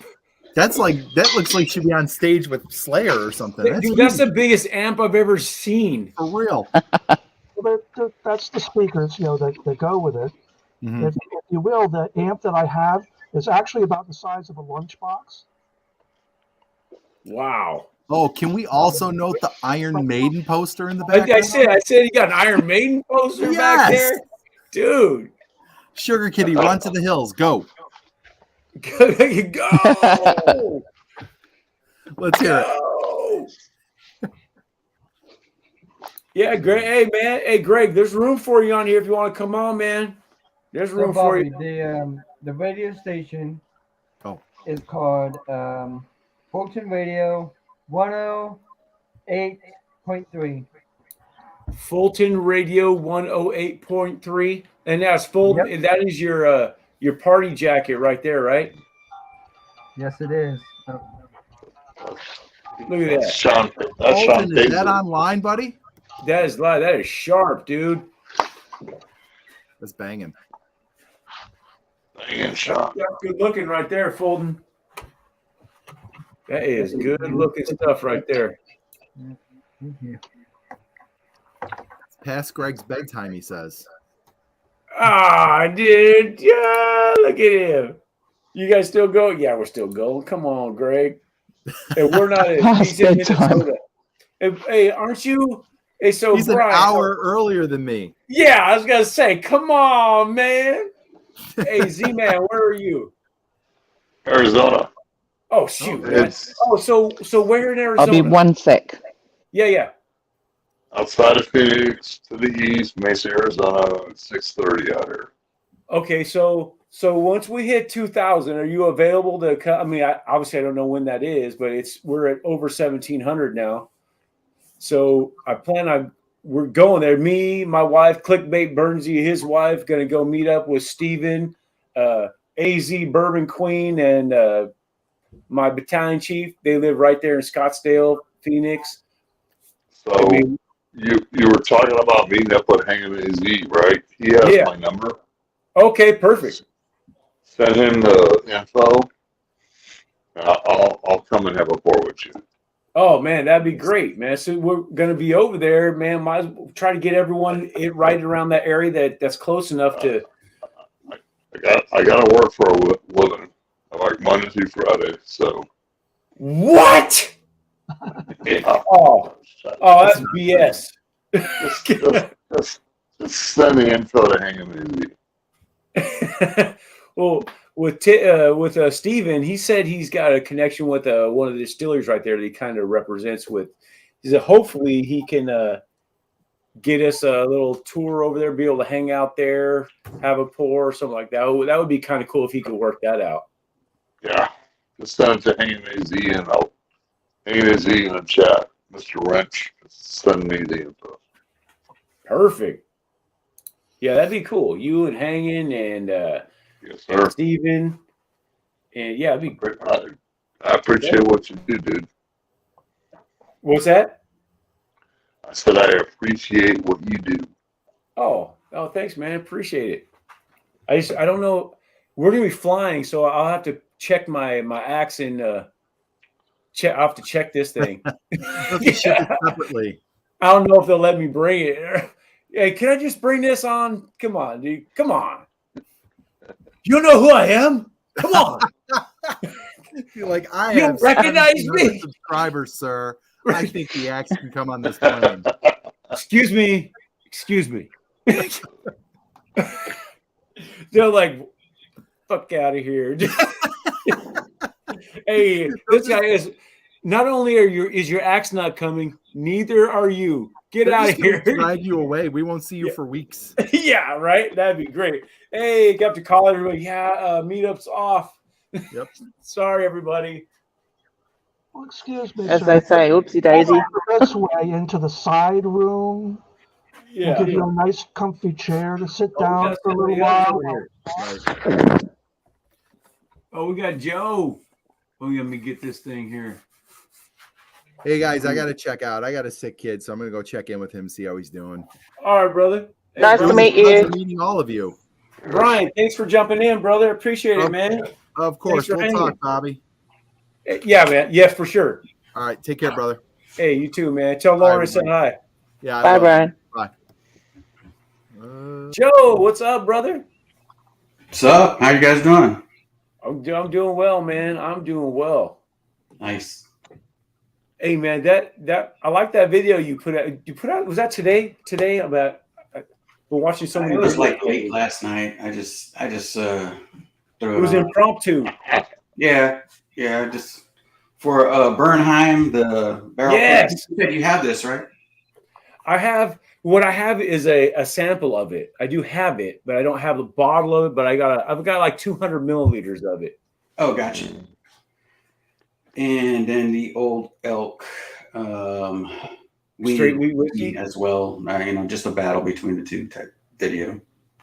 Dude, that Old Elk straight wheat whiskey, that's one of my favorites, man. I keep going back to that. It's so easy. How old is yours? Mine is it's got to be 2 years, year and a half, 2 years. That's got to be. You know what? I'm sorry.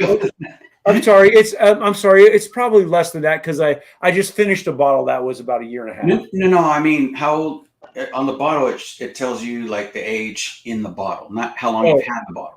Oh no, I have to go. It's in. Oh, no worries. It's not on my set. It's in the house. I got you.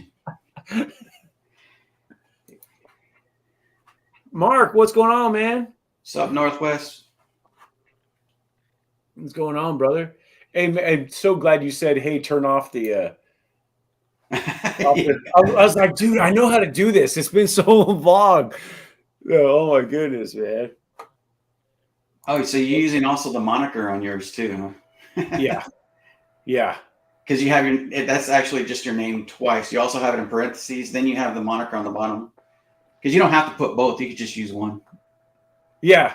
That's a new. I mean, within the last month and a half or so. Yeah, they changed that. I don't know why they added that. I guess for people who have companies and they want to they want to just put their name and then their company on the bottom type thing, but you put it twice.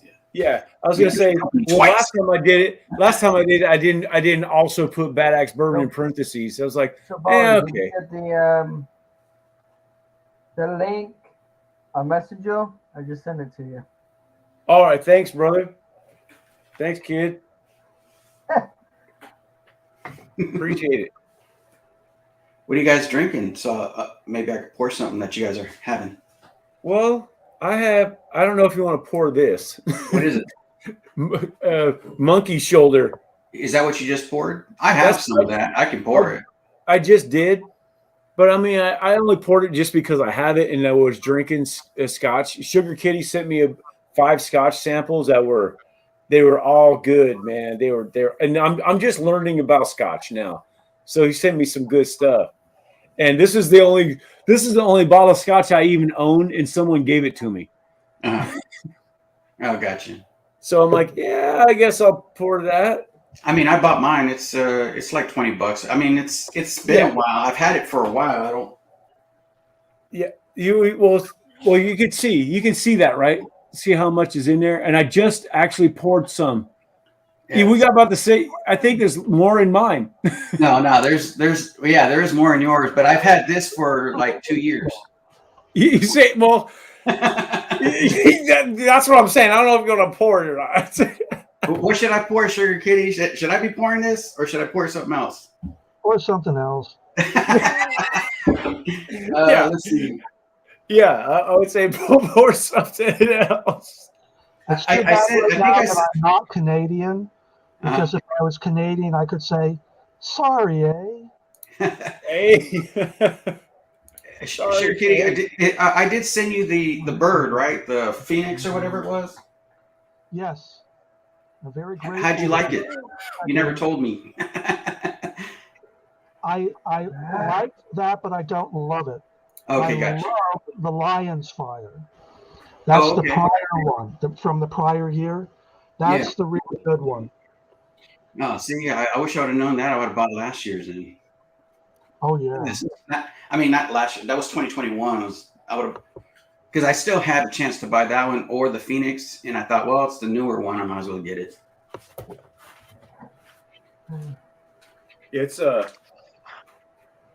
I think it's probably going to be hard to sip on this one after having all that really good stuff that Sugar Kitty sent me. You can listen to the radio show tomorrow. No worries, mate. Have a good day, Fulton. Fulton, you out of here? Yeah, I'm out of here, Bobby. Hey, Fulton, have a good night. Tell your mom I said hi, okay? I will. Call me tomorrow. Okay. See you, kid. Oh, this is. I'm sorry, man. Yeah, don't pour this. Especially after having all that stuff, it's good, but this is just not good. And not after having that other stuff. Maybe if I would have started with it, but that other stuff was so good. I mean, for Scotch and me just getting into it, it's hard to go to this after having that other Hazelburn? stuff. I have a single malt. Yes, Hazelburn. Hazelburn, yeah. I see you. Yeah, he got a Hazelburn. That's nice. A nice looking bottle. It looks like apple juice.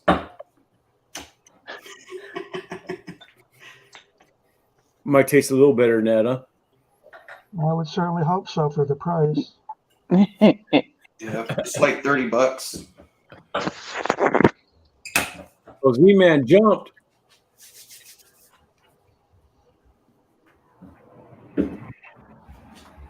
Roscoe Pico Train says nothing wrong with the monkey shoulder. Puts a few drops of water in it, opens up nicely. Yeah. I think it's like very banana nut bread. Do you get that?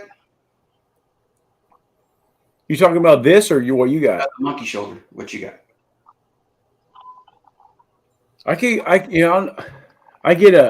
Once you say bread, I can get a little bit of bread on there. Not a banana nut bread. I'm not getting much banana on it, but I could get the bread. In the flavor too? I'm getting a.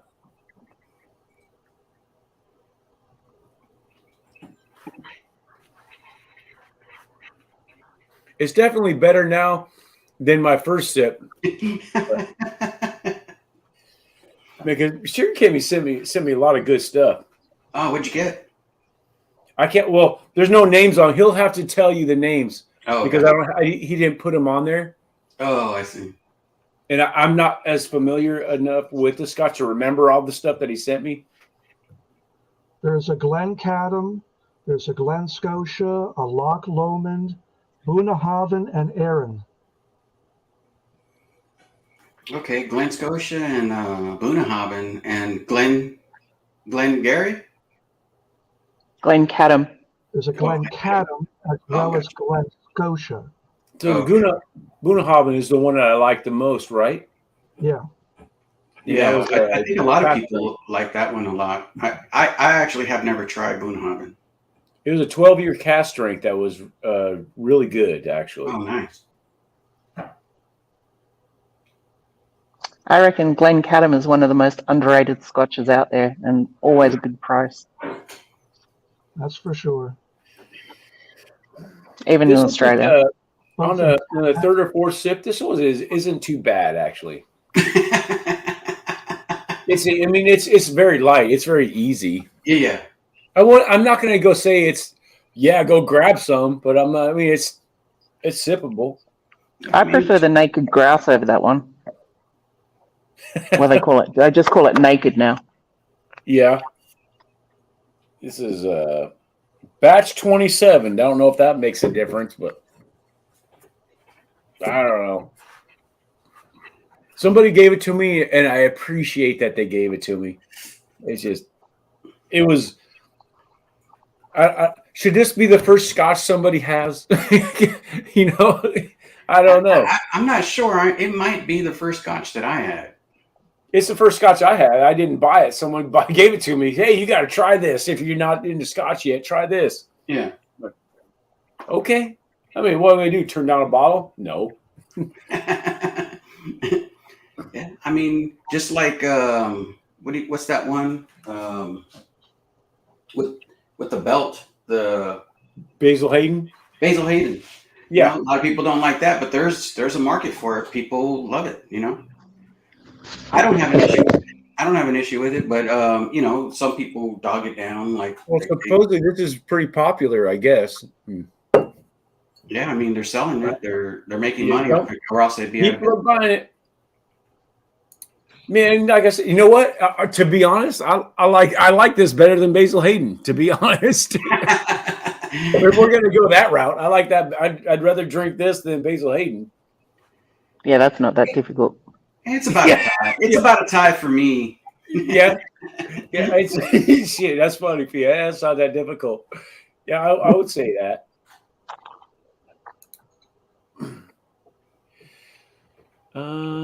Yeah, Monk Roscoe, that was your first Scotch. Okay, it was. Well, it wasn't my first Scotch. It was the first Scotch I owned, but I still haven't bought any Scotch, so it's not the first Scotch I bought. So I'm gonna make sure that's a good one. That like Sugar Kitty, the Buna. How you say it? Bunaheimen. Bunahaven. Yeah, that. I'm gonna try to find that at a cast strength. That's what I'm gonna try to do. 'Cause that was good. Ooh. So, through the room, what's the most interesting whiskey you've tried in the past year? Shelter Point. Interesting.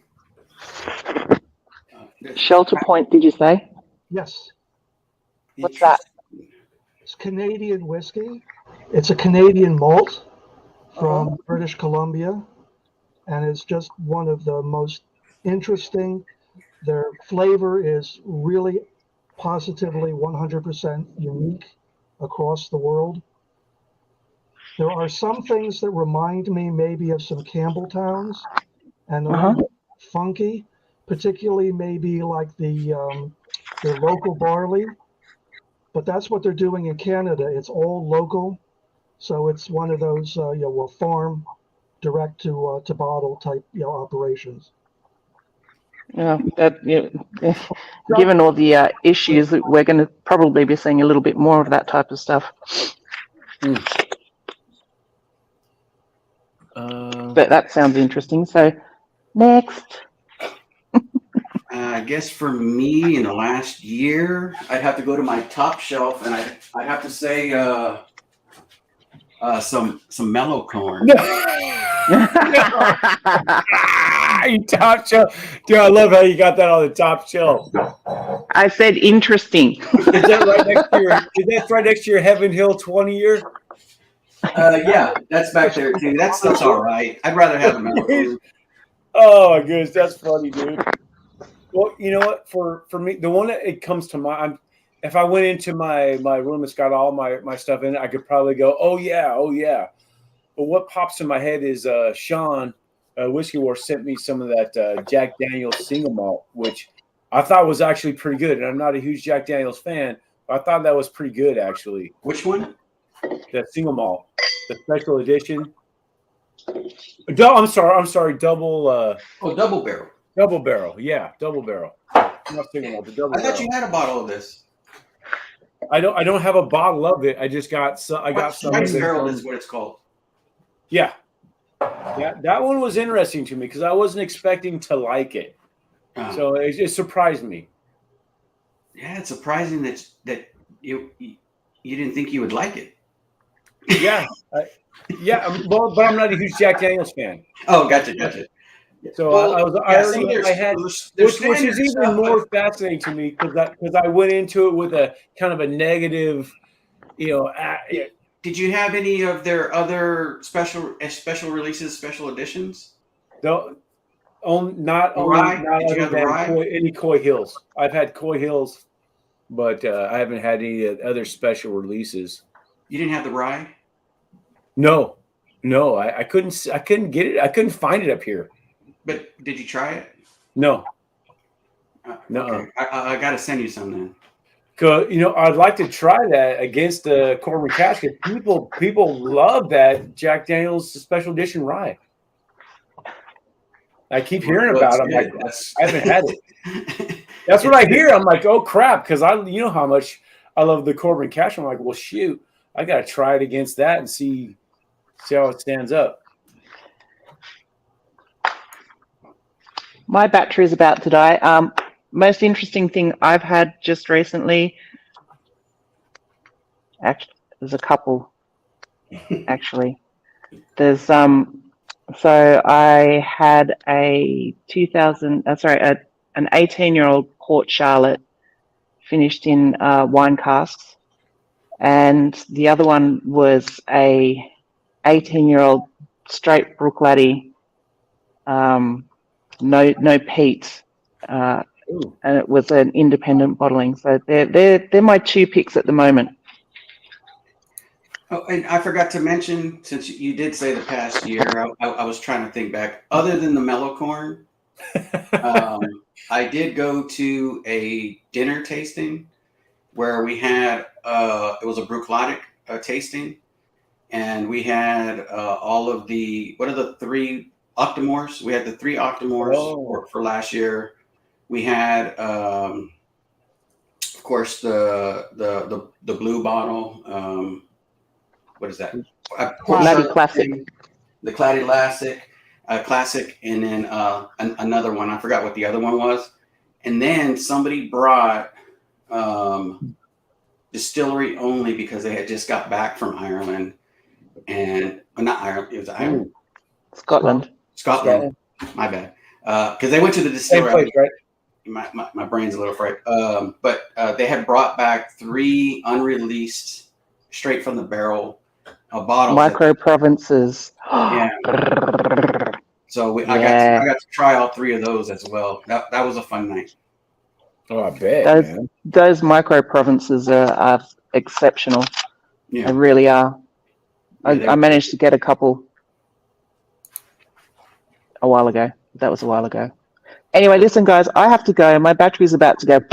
So thanks for having me. Lovely to meet you all, and I will see you all later. See ya. Fee, thanks for it was nice to see you again. It's been a while. I know it's been forever. Thanks for having me. Oh, Cheers. shoot. Anytime. Cheers. Cheers. Cheers. Cheers. That's her job. She has to drink for her job. Well, technically, it's my job. Yeah, right. So you're retired, and that's what you do now, right? Yeah. So if you have a Patreon, then that's your job. Right? I like that. I like the way that sounds. I want that to be my job. You're retiring soon, aren't you? Like in a few years? Man, I'd like to think so, but the way I've got it, where I am, and what I've got, my specialty being aircraft firefighting is the way your bank account works is you're checking in your savings. You're right. And the way we buy couches, that my wife's an interior designer. And the way we buy couches, I don't know if I can retire. It's just the way it works at my house. I get the bourbon, she buys the couches. Yeah. You just kind of go. What's that? That's fair, right?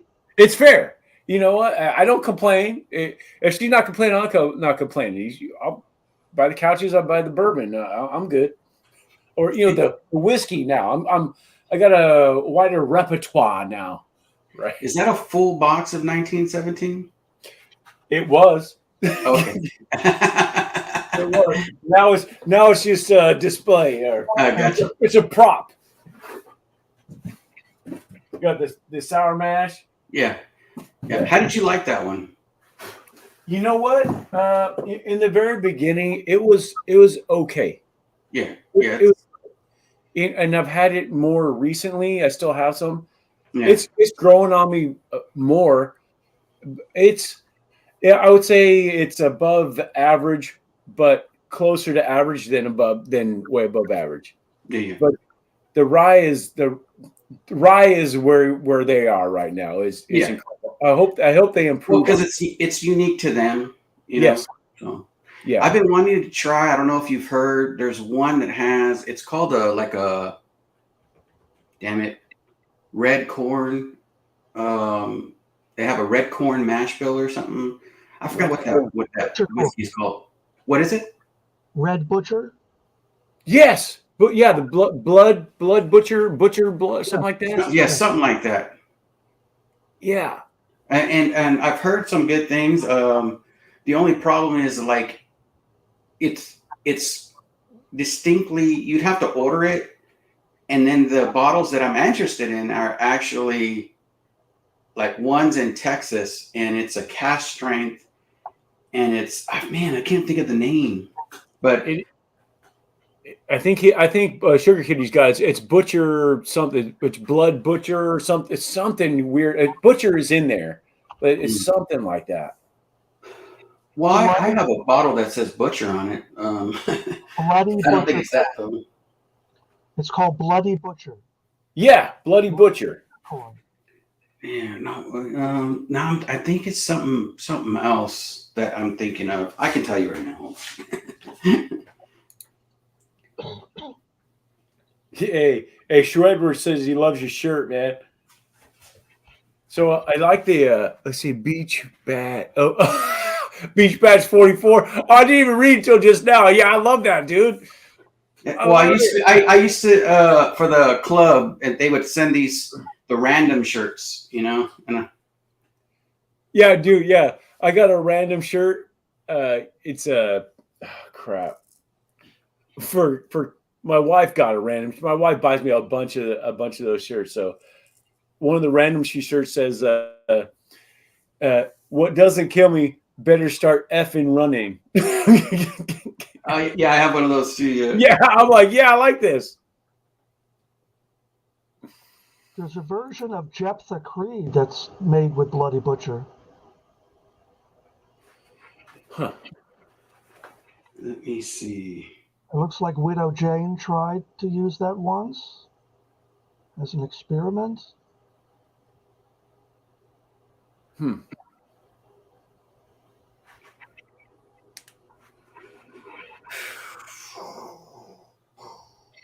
Let's see. I gotta solo that.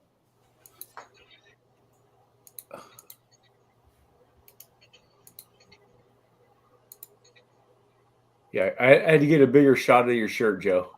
I love that. Beach Bash 44. Oh, I love it.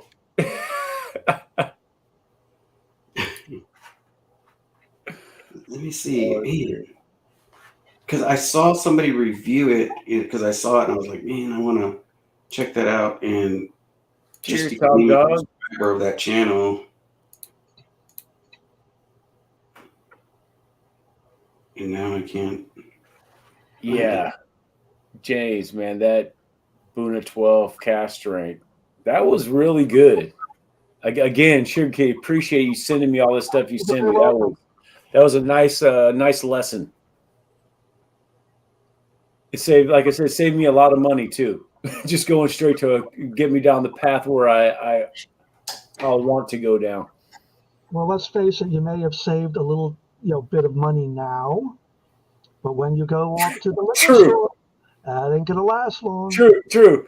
That's true. There's that. I saved the upfront money trying to get to this point. We cut to the chase, I guess. Oh man. Well, it's 10 o'clock. I'm afraid I've got to go too. Hey, right on. I got two cats that'll wake me up at 5 a.m. So. Oh. Sugar Kitty, thank you, Jeff, for jumping on here and giving me this lesson. And maybe we'll do again with the rye, or I'll just go on with the ryes. I appreciate everything you've done. You're very welcome. Whatever you want to do with the ryes, just let me know. If you want me to talk about those too, or yeah, that'd be great. That'd be great. That's probably easier to do just from chat, because those are all things that everybody's going to recognize. Yes. Okay. Well, hey, here I got to give you 5 axes before you take off, Sugar Kitty.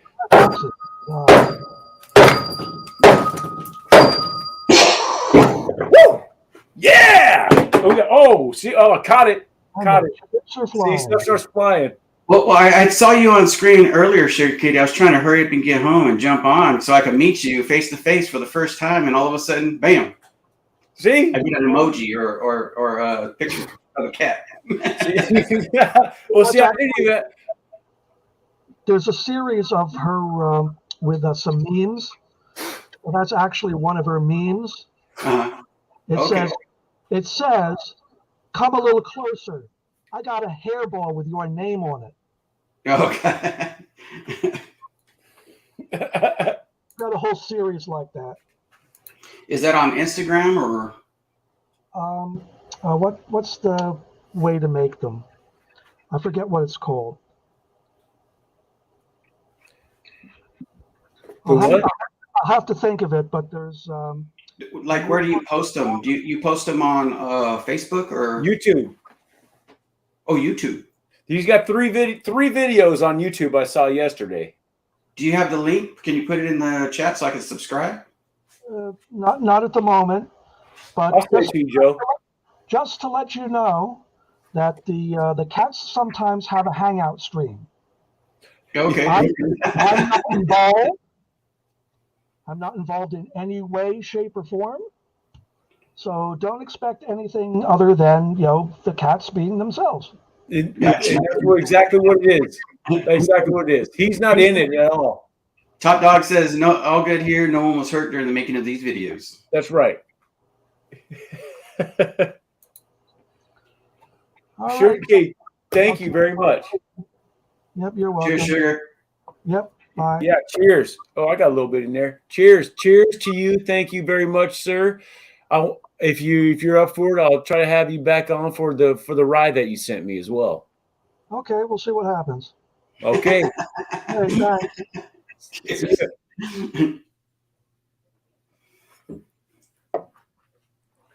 All right. And then there were two. I'm trying to find, because that video that I saw and that I commented on, and I can't freaking find it. Of whose? It's a new channel that, they've been around for a while, but I just found it when I was looking for that whiskey. It was crazy. There's so many channels I haven't heard. I mean, I just keep finding new channels. I'd never heard of them, and some of them have thousands of subscribers. I'm like, where do these people come from? Like, how have I not heard of them? They just hit 1,000. It's called Neat something. Neat? Let's see. It's called This Blog's Neat, which it's a play on whiskey and neat. This Blog's Neat, and they just do different ones, but the people also do like physical stuff, like exercises type stuff, and okay. It's just like I won't say it's random because there's more whiskey content than anything else, like reviews.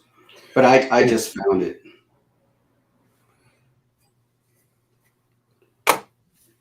I think I'll put it here in a second. I think I'm almost there. So many. Oh, dude. Hey, James, I'm not trying to compete, man. Dude, Jason's on. I know, man. I know. We're having fun. The regs are in here. I know. I'm not stealing anyone from Jason. That's for sure. Jason's like, bad who? What?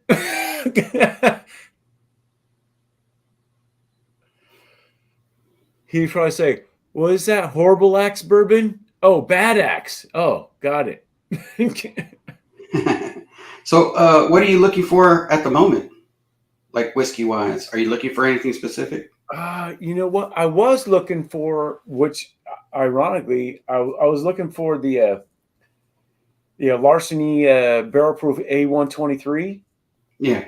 I literally just won one on Big Vic's channel a couple days ago. I was like, okay, right on. What else am I looking for? A good deal on some good bourbon. I'm looking for something at retail. A George T. Stagg at retail. How about that? That's what I'm looking for. Good luck.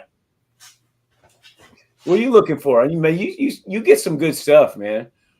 Are you looking for anything?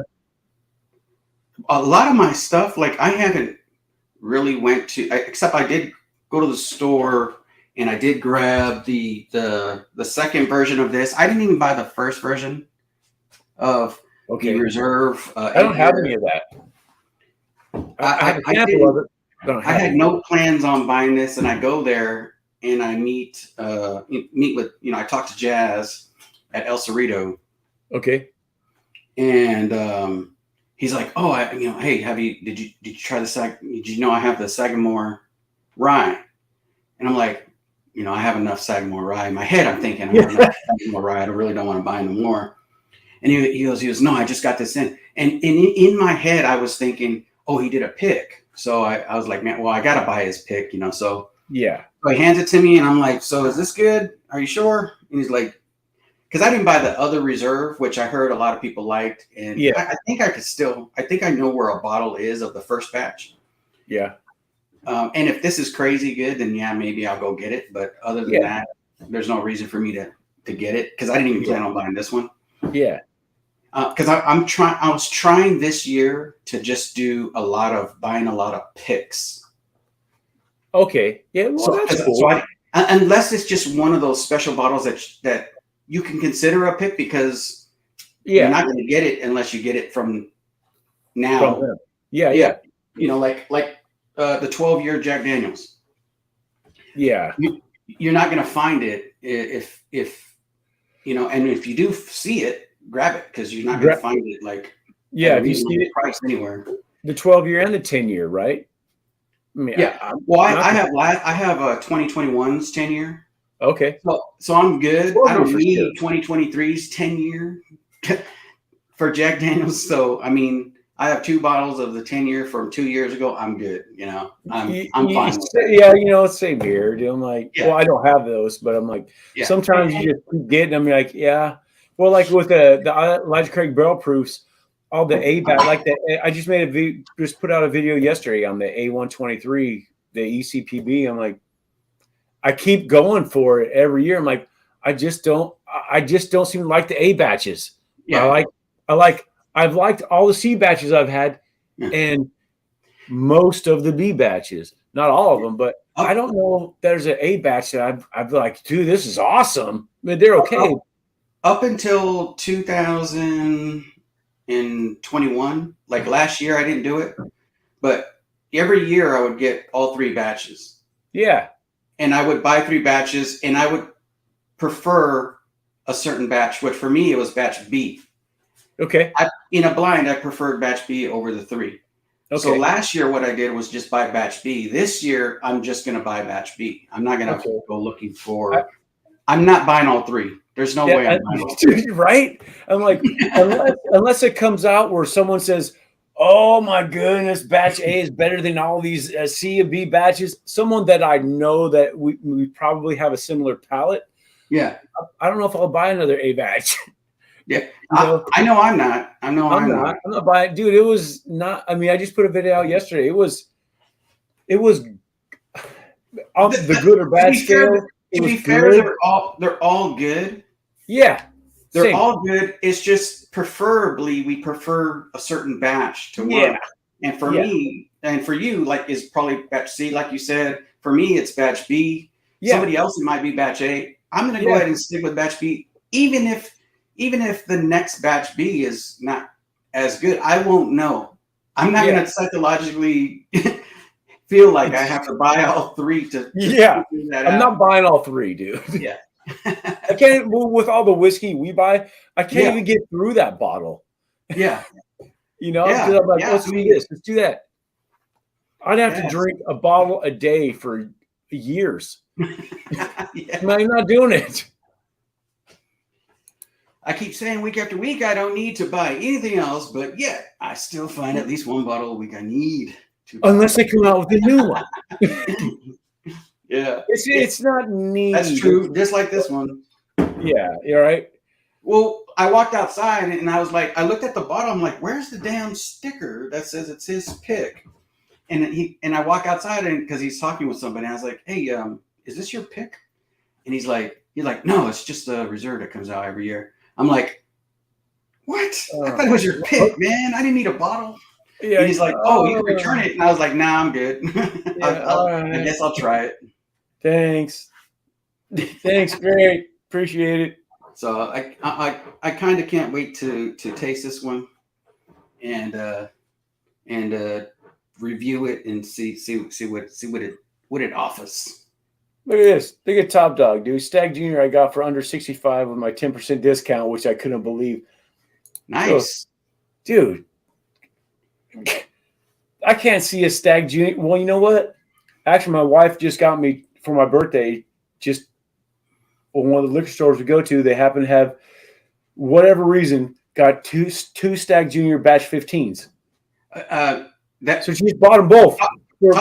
Now we're talking apples and oranges because I will buy every Stag that I see. Oh no, true. Oh no, that's yes. That's different. Let's go back in time. Yes, yeah. If I see a Stag, but there was $129. I'm like, that's still for me around here. Yeah, that's $100 less than I normally see it for. Yeah. Oh yeah, definitely. I mean, I prefer that $65 flex, but me too.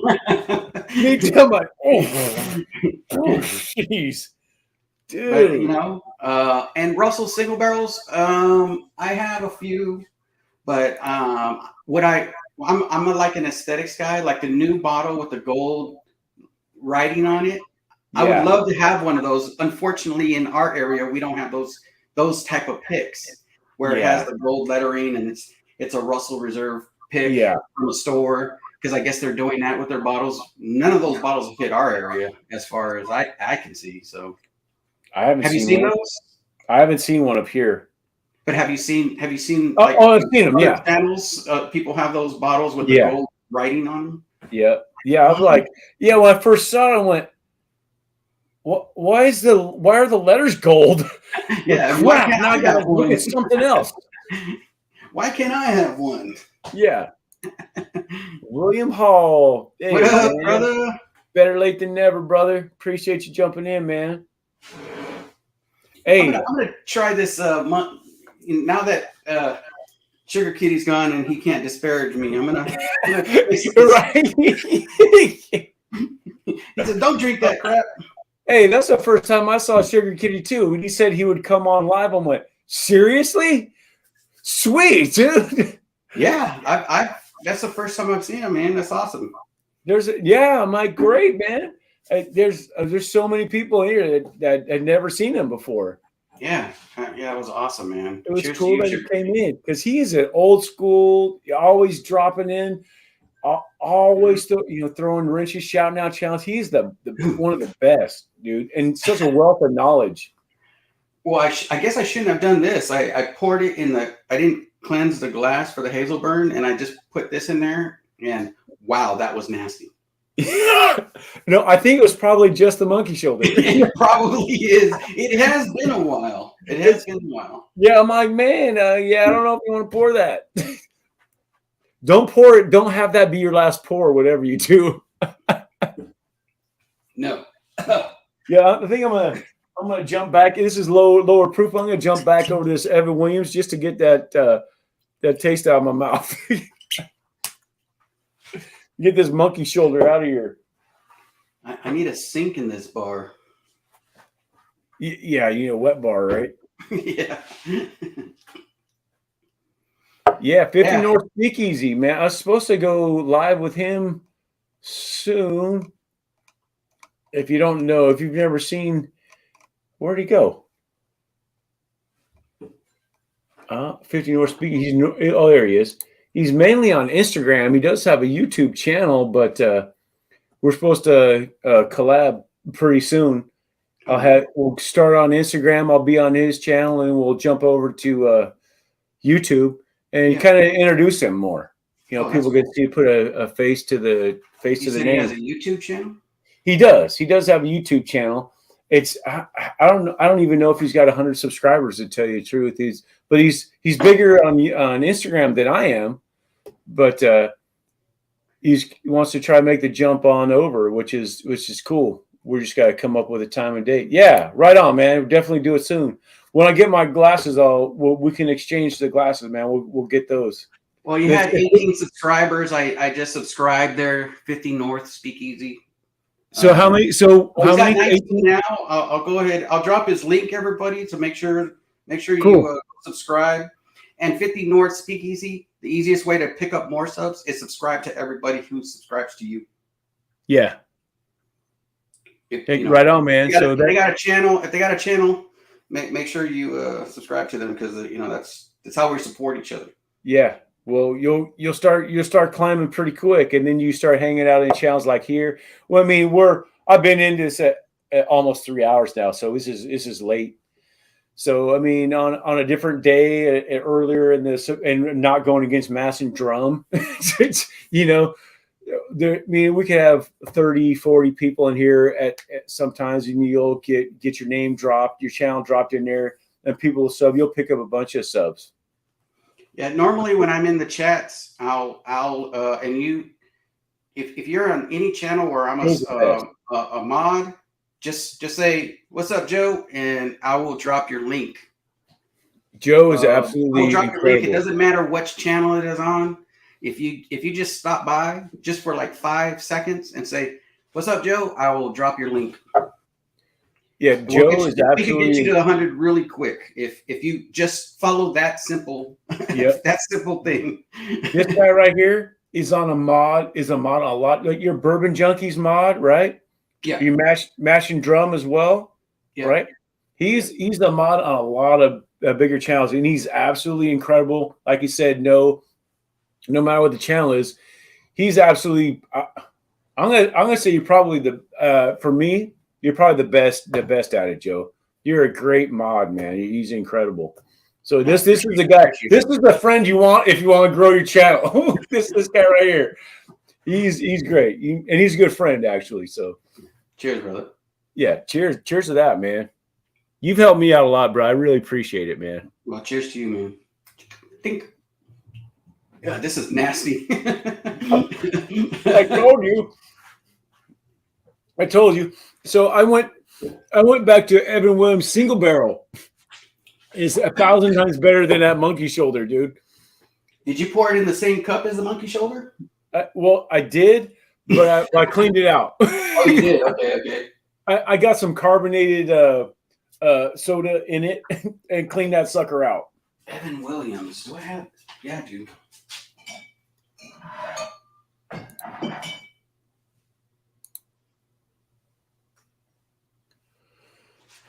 I have that same bottle of Evan Williams, but I haven't opened it yet. So I'm going to just go with some bottle and bond. There you go. Right on, man. There you go. Well, that's all you're going to be able to get now anyway, right? Unless you find these running around somewhere. Hells yeah. Top dog. Jump on, man. Yeah, man. I just sent the link out again. Shoot, man.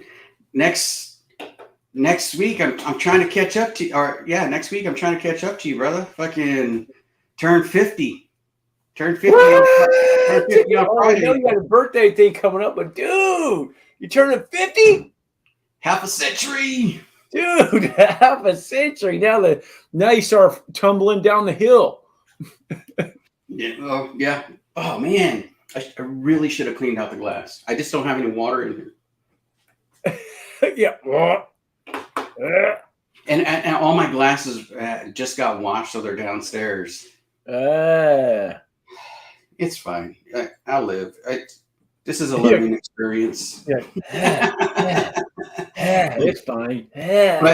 But for all of you still in the chat, man, next Friday, come support the channel. I'm going to be doing this press run with everybody. And man, it's gonna be cool. There's gonna be like 5 or 6 guests and some funny videos, some funny stuff. But it ultimately is a fight against the community. I'm not participating. There is going to be a YouTuber participating. It's going to start from beginning to distillery. So you have the, like, regular person to consumer. We'll call them the consumer portion / they work within they work in in a store. Then you have the store owner. I'm not going to say it's Jazz, but it might be Jazz, and he might be in studio. Maybe. And you were talking that on your video earlier. Yeah, and so you got a store owner who also does picks. Then you got the master blender is going to be on, and then the distillery, and then of course the YouTube influencers. So across the board, they're going to have a flight, and they're going to go against each other on that night. I get it. There's other competitions going on at the time.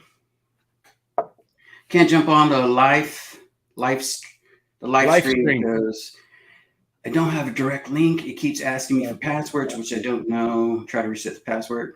You don't need a password, bro. You just click the link. Yeah, you click the link. You click that, and it should take you right to it. It's through StreamYard. I don't have a YouTube link. I'm using StreamYard. Yeah.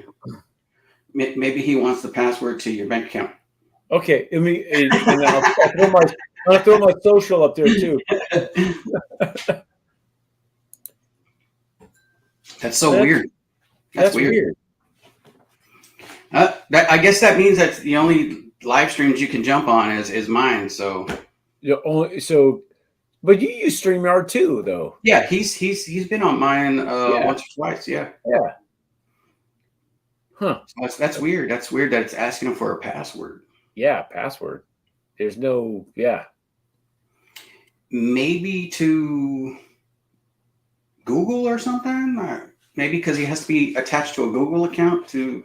I don't know. That's weird. StreamYard. StreamYard is just a link. Yeah. It's just a link. Just like Zoom. It's just like Zoom. Yeah, exactly. Should take you straight to StreamYard.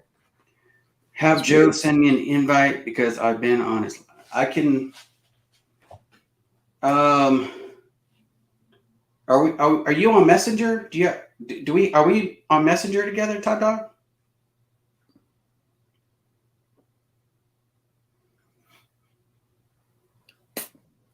James Morgan says, try continue with YouTube.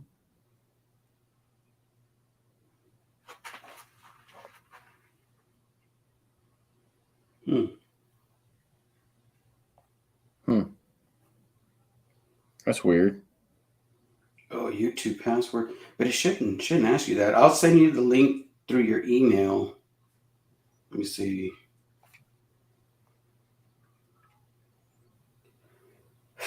I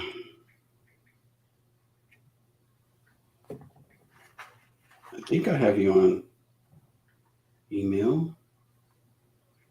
Have we not? No, I don't have you on email. Sorry, brother. Yeah, that's weird. It's weird that they're asking for a password. Yeah.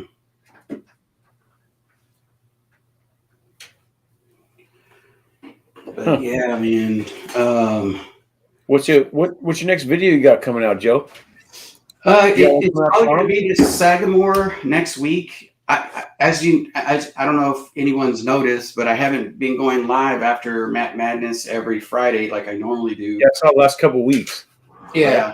I've been kind of taking it easy, trying to not, because I want my palate fresh, because I'm going to have some pretty cool pours to pour while they're battling and talking, because I'm kind of myself, and the Fancies are going to be co-host with me. Oh, cool.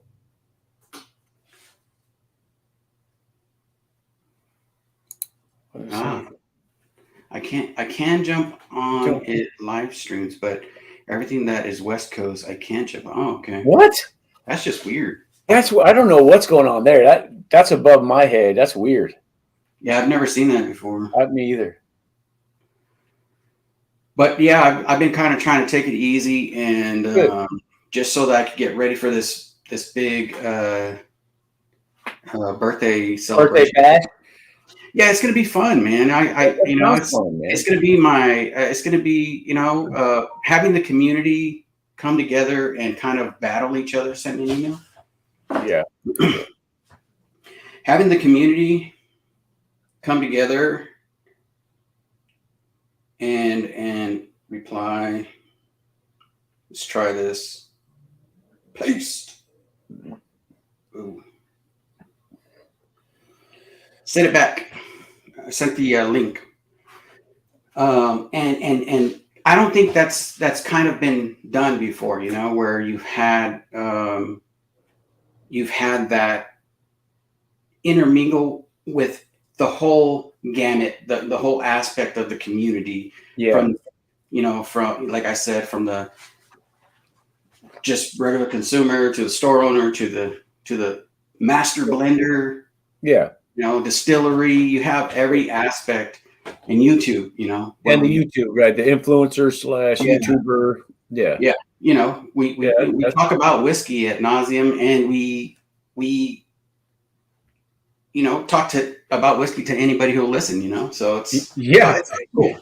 Yeah. Even people that don't know anything about it, like, hey, what do you mean? What are you doing? Hey, you don't shoot Stag Junior. What are you doing? Yeah, right. Yeah. Yeah. What are you doing? Yeah, that sounds interesting, Joe. That sounds like it's going to be fun, man. So, did everybody subscribe to 50 North Speakeasy?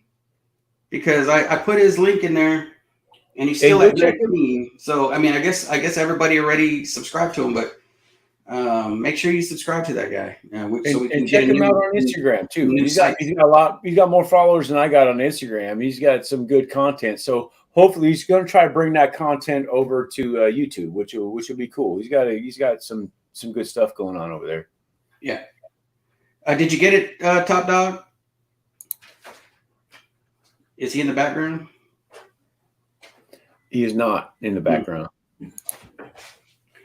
I do have I have like another couple of bottles that I wanted to do reviews on, but they might be part of the flight. Okay. We're gonna try. So I don't want to give them any like look through what my last reviews were and then try to find out. Yeah. So if they wanted to like kind of look at and see what's not going to be on there, then you know, they just have to look at, you know, what I did reviews on. True. But I can see the bottles that are going to be in there, and it's going to be fun. It's going to be fun, and like I keep watching people do reviews on them, and I'm like, oh, it kills me that I can't do reviews on them. It's killing me seeing what's going on, and then I'm like, man, that's what I was going to do, or I want to do that. I'm like, now it's just going to seem like I'm copying them. Like, you know, it's almost like you just can't watch and just do your own thing. You know, just like this barrel proof Bernheim, man. I was like, because I pre-ordered it in March 3rd. I just got it yesterday, dude. Yeah, you're like, I was so mad. I'm just gonna do the review. I don't give a shit, you know. Yeah, I heard you, and you're like, yeah, this is something I'm never gonna do again. Yeah, pre-ordering sucks. Yeah, dude, I've done that once or twice too. I'm like, this doesn't work out. It doesn't get you anything any faster. It's like you'll feel like you can't buy it somewhere else if you see it because you got one coming. Yeah, and the one I have I pre-ordered it, and I was so mad that I still haven't got it. The pre-order one. I ordered this one, so now I got a backup for the pre-order coming. And I have this. Oh my goodness! So I had to order it because I wanted to do a review before people did it, and now people just drop reviews. Now I was like, you know what? I'll put it in the flight. Yeah. So I'm like, that sucks, man. Yeah. Top Dog gives up. He sent me. He said it's the last week for a password for YouTube or so.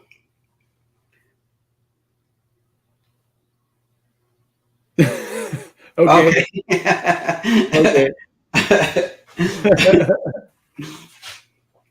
Yeah, I'm trying to. Cheers, Top Dog. Yeah, cheers, brother. Cheers, man. All right. Now that flavor's starting to go away, so that's good. I'm throwing some of this Bernheim in there and maybe see what happens. That's good. So I've tried. Have you tried yours yet? Your sample? I have not. No, I haven't. You gonna do a review on it? I think I am. I'm going to do that. And since it's Heaven Hill, since I have the A123 coming of the what do you call it? He said I will figure this out when my wife gets home next week. He will figure it out when his wife gets home next week. Yeah, right. So I have the Larceny A123 coming. I have an older Larceny and the Bernheim. Yeah, I'll probably try to do the A123 Larceny and the Bernheim. They're both Heaven Hill, so I'll probably do those. Yeah, they're both weeded. Is on the bottle.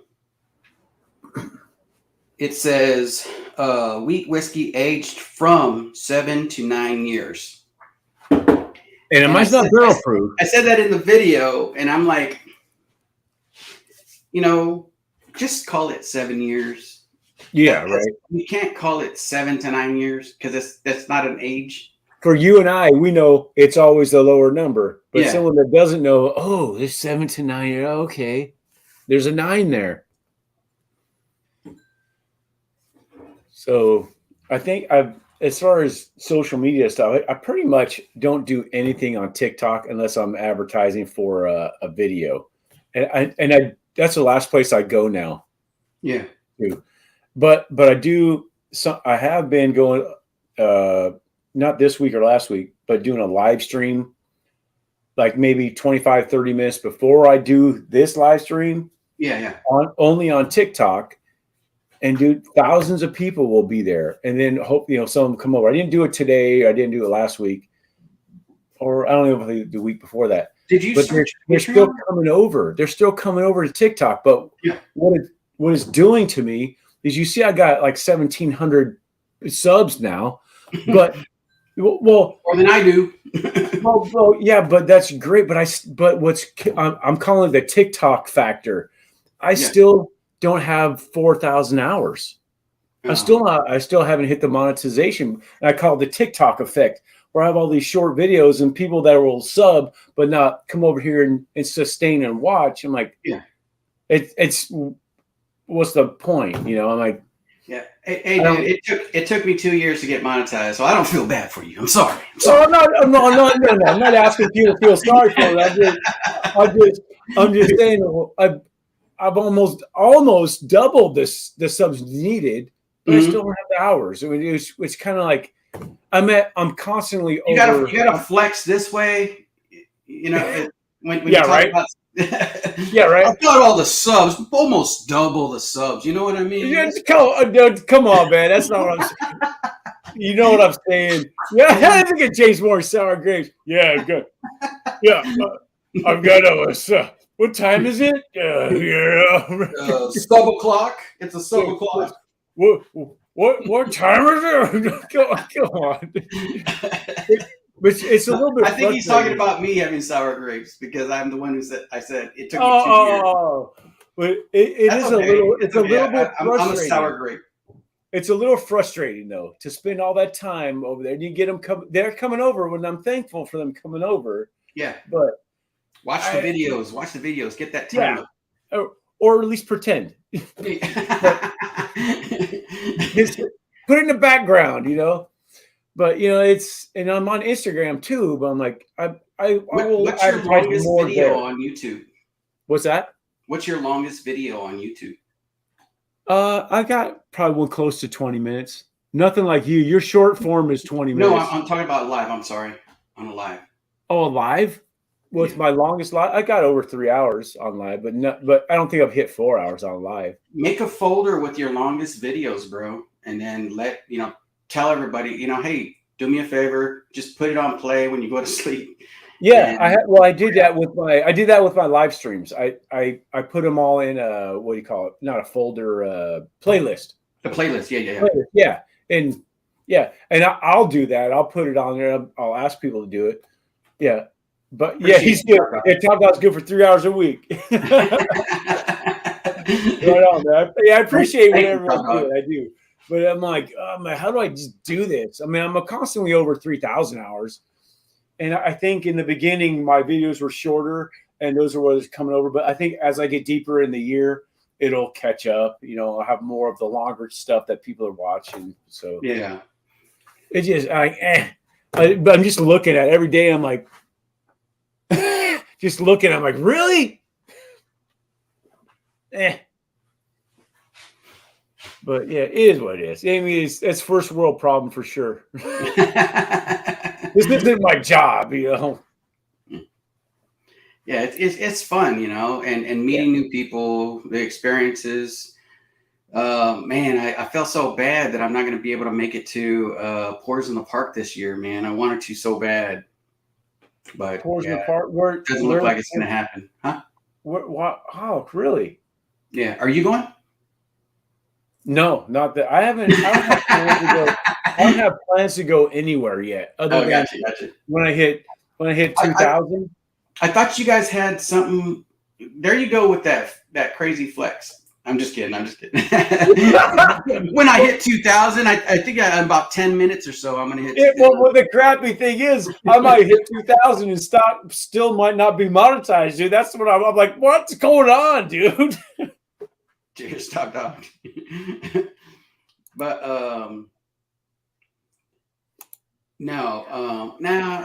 really wanted to go to that. Meet, you know, you never know who's gonna show up to those things, and it's pretty fun to do. Yeah, it'd be cool to meet. Dude, it'd be cool to go. You know, we live in the same state. It'd be cool to go see you in person, man. Oh, well, one of these days, man. You know, I want to drive out there probably maybe next month or so. In the next month or so, you know, if I can, so we could do a video together at least. Dude, that'd be sweet, dude. I'll bring a bottle and we'll both review it, or we'll use one of yours, you know, and we'll just drink my bottle. We'll drink them both. Let's do both. That'd be fun, man. Yeah. Don't worry about those gatherings if you guys ever come to Nashville. Oh, dude, Nashville's on my bucket list for sure. I was in Nashville not that last year after Pours in the Park. I think. Well, I passed through Nashville, and I went to Whiskey Food Dude's house. I wish I would have known that, Top Dog. I would have stopped by, but I did actually end up staying at Paul's house, Whiskey Food Dude, and man. It was freaking awesome meeting him, and we talked about whiskey. We hung out and we jumped on. I think one of the other streams. I forgot which one it was, and we just hung out and drank whiskey. Then we went downstairs, and that's when we decided we were going to do a battle together. And he made me a flight, and then I came home, made him a flight, and sent it to him, so he didn't have to send it to me. That would be pretty cool. Top Dog, if you want to do a flight battle with me, let me know, man. We can do a flight battle. Fire Marshal Bill here owes me a flight battle. I do. Dude, I was thinking about that. I was honestly thinking about that. We got to do that because it was. Well, you already know we're going to battle each other, right? On Dusty Dan's. Oh, so okay. So that's what's our channels. We need to do a battle too. Yes, yeah, man. We would make it happen. So, so Dusty Dan. So I actually he didn't tell me. I don't believe he told me who. I'm like, yeah, okay, whatever. Oh, was it supposed to be a surprise? No, I don't think so. He may have said it because I suggested a few people, then he came up with you. I'm like, okay, whatever. Just kidding. No. I'm gonna win. I just, I was just curious. I was like, man, I want to. Because see, on my channel, I don't beat anybody, and I was like, man, I gotta beat these guys. Gotta go on someone else's channel if I want to win. Gotta go on somebody else's channel and beat these guys. That's so. Here's what will happen. So if I host our battle, you'll win. Right? That's how it works, right? The host loses. Yeah, you know. So yeah, okay. So yeah, 10 miles south of Nashville. Okay. So because Dusty Dan was supposed to be the 24th, but he said he looked at his stuff and said that it didn't look like the samples were going to get here in time. So yeah, it was supposed to be next week. It was Yeah. supposed to be next week, and then he texted me too. And Yeah. I said, man, I'll just whenever they get here and you're ready to go. I don't care if it's not even Tuesday. If it's Wednesday, I'll freaking do it. Same If it's, just as long as I'm off work, I'm like, I don't care when it is, dude. So don't worry about that. I'll do it when I'm at work. I told them, I'll do it when I'm damn good and ready. Yeah. He says, you don't want to battle me in a flight fight. Let's get that right.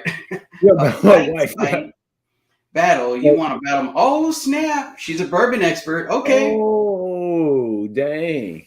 I'm not guaranteeing that I'll win, but I guarantee that I'll tie or lose. That's cool. You know, it's funny. Either way, Top Dog, you know what? I'll take you both on. Just let me know when you're ready, and we'll make that happen, brother. You know what's funny is my wife is way better at this now. It's got to be because I've said it before, women's senses, dude, are so much more heightened, so much better at this. That's why Daryl's gonna win tomorrow. She's gonna surprise everybody. Daryl's gonna win tomorrow. Or wait a minute, Friday. Yeah. Dusty Dan in the house. Yep, Dusty Dan. Yep, I've been talking to probably you too. You've been talking about behind the scenes on Instagram or wherever. Yeah. Messenger. That's the only place I don't have Instagram, so yeah. Well, you're on there, right? You just don't do anything with it, right? Oh yeah. Well, I have it open. I just I haven't started posting anything or doing anything with it. I just don't. Yeah. I don't even know if I can even get in it anymore. Well, I know you don't have an icon. It's just like a grayed out profile thing. Oh, so I am on there then. Yeah, you're on there. Oh snap! Yeah, you're on there. But even the way you spell without the vowels and all that stuff. Oh shoot! Yeah. I guess I gotta do something with it then, dude. I opened a website. I paid a lot of money to open up a website, and I still, dude, I have done nothing to it. I have done nothing for it. Dude, honestly, I have a website. I have badaxbourbon.com. I've had it for almost 2 years now, and I guess there's so much time gets taken up doing all this stuff. I don't know how to do it or get on. I'm like, I'm trying to figure out how to use it. You know, I wrote one blog. What's up, brother? What's up, fellas? How you doing? What's going on, man? I wrote one blog, and I said I'm going to do this weekly, write blogs on different whiskeys that I'm trying, and try to do that picture on my independentjoe.com. And that was like almost 2 months ago, I think. Dude, I'm trying to centralize everything to that website, but I'm trying to figure out how to do it and what's the best way to do it. What's going on, brother? What's happening? How you boys doing? We're good, man. Cheers, brother. What are you sipping on there? A little Redemption high rye bourbon. Nice. 10 years. Do I still have that? Let me see. Nice. How about you? What you got in the glasses? You drinking that Evan Williams? I had to get that monkey shoulder out of my mouth, so I just went to the old Evan Williams single barrel. That was cool having a Sugar Kitty on, man. Dude. Yeah, man. It was cool, man. He said, "Yeah, I'll go do whatever you want to do. I'll come on live." I'm like, seriously? Yeah, I've only ever seen him on one live ever. And it was like, I think it was Shelf Turds, actually. Yeah, and I don't know why he didn't show up. He showed up to yours and not mine. Yeah. I'll tell you why. I'm just kidding. That's all you need to know right there. That's right. That's it. Sour grapes. That's all you need to know right there. Just like, that's it, right there. Boom. Boom. Freaking Bobby with the sex appeal, man. That's what did it. Yeah. I said, you know what? I'm gonna put that on my website. Hey, ask me a question. There you go. I'm gonna draw some silly stuff like that on there.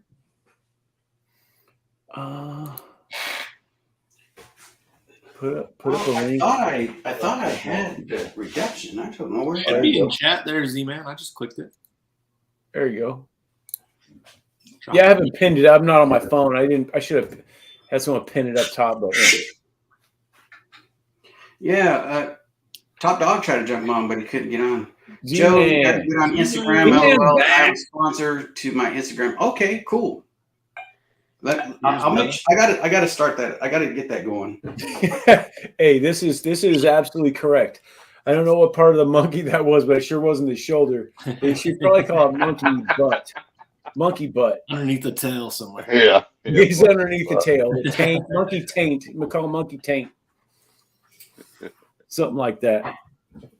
You know what's funny is I've heard that recommended for Monkey taint? for beginners going into Scotch, but it sounds like from all the reviews I've heard, like especially Scotch drinkers, they're like, no, this stuff's terrible. Like, do not drink this stuff. I liked it when I first tasted it, and it grows on you if you drink it alone. If you drink it with anything else, it's nasty. It's like it's like the Malort of Scotch, right? Yeah, that's what it is.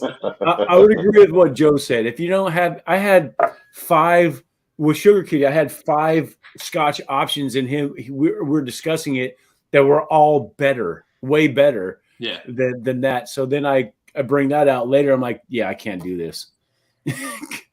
I couldn't do put it under the axe, dude. I might, that intro video, I might have to just give it. This is not Scotch. Instead of drain pouring, just axe some of these terrible whiskeys. I did it on one, but I might have to bring that back and just make it a thing. That'd be hilarious. What's up, Top Dog? Cheers, buddy. How you doing, Z-Man? I'm doing all right, brother. Good to see you in here, man. Hells yeah. I haven't seen you in a while, man. I've missed you. I've missed you a lot.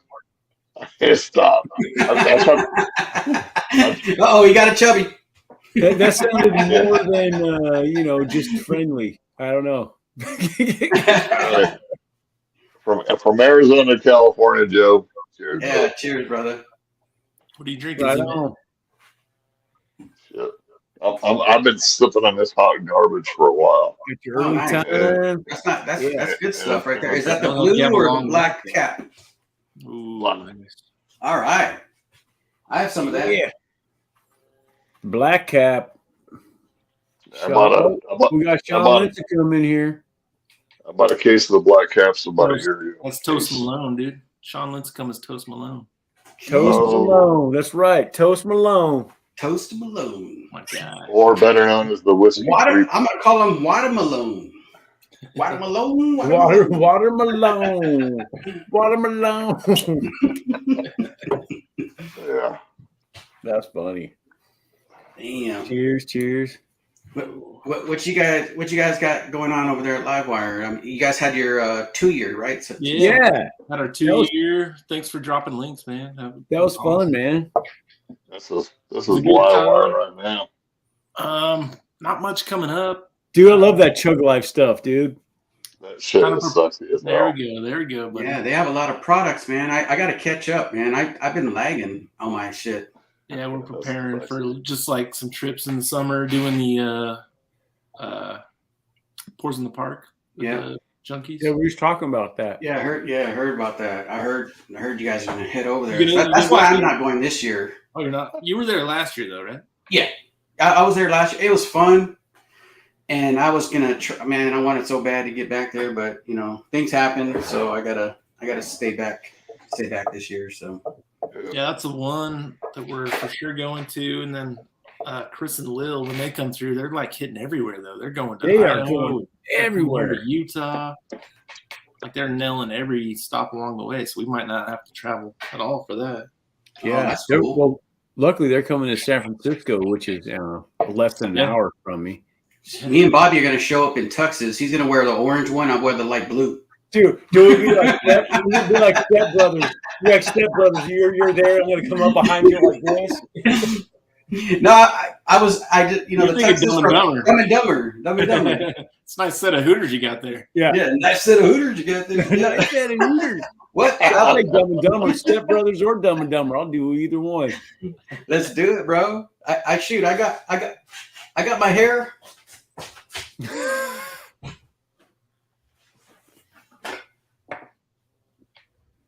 Oh, what's he gonna grab? A wig, maybe. I'm ready, dude. I'm ready. Oh, dude, that is awesome. I'm ready. Let's do it. I love it. I don't know which one I'll be, but I'll be one of them. Touch my drum set. No matter. No matter. Yeah, that monkey shoulder was bad, dude. I mean, I like Evan Williams single barrel, but to be that much better than that, oh my goodness. Dude, you know what's funny on St. Patty's Day, like 2 years ago, I go out and get this like a Jameson. Like we don't have good Irish available to us here in Utah, so I grabbed like the best Jameson I could find. Yeah. All right, I'm gonna sip on Jameson for that day. Yeah. Dude, I sipped on it for like a few hours. I'm like, it's not bad. And then I poured like a Knob Creek 9-year, and it was so Like, much better. I'm like, yeah, holy shit! Yeah. Like, exactly. why would I ever buy that over bourbon, dude? I don't understand. That shit or the Yeah, like I don't know. Oh, there you go. Which is that? Is that the C921? Yeah, it's the same one. It's batch 2, right? 114.3. my store keeps pulling this shit out from the back of the store. Wow. And I grab them. I just freaking grab them. Joe and I were talking about earlier. If it's got a C on it, I'm going to grab it. Joe, if it's got a B on it, Joe's going to grab it. Yeah. Me and you, Bobby. I'm a C batch guy. C921. I'm a B batch guy because I'm a little bitch. So that's how it works. I've been called little bitch by so many people. It's like crazy so far. I'm taking names and numbers and shit. I don't like, hey, know the reference. I don't understand the reference. Yeah, I just I'll be a little C-word, though. That's cool. I can't remember last. It started from childhood, though. My mom was the first person to call me a little bitch, and I was like, "Damn it, mom!" Oh, mom started that. Great. Yeah. Start that mental abuse earlier. So I'm not gonna take it anymore, mom. Hey, cheers, man. It's a good pour, though, right? Yeah. Cheers, Yeah. Cheers, man. Dink. Cheers, fools. Bobby, the C batches for me, it's got to be like a seasonal thing. It just tastes like it's older or oakier than the other batches to me. It's got to be the B batches for me. I like more of them than not, but I still generally like the C batches better than even the ones I like. But the A batches, I can't remember the last A batch I actually liked. I for whatever reason. I got the A123 and it was too hot. And do the same here. When I had B520, I think psychologically that changed B for me. Yeah, 920 or B520. Oh, B520. You know what? That's a good batch, Joe. I would agree with you. That's a really good batch.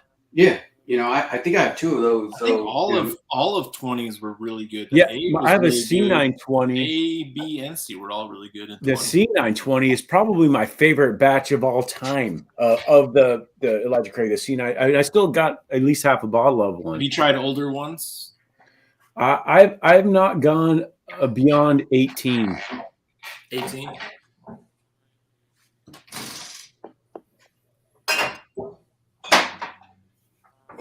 I'll be right back.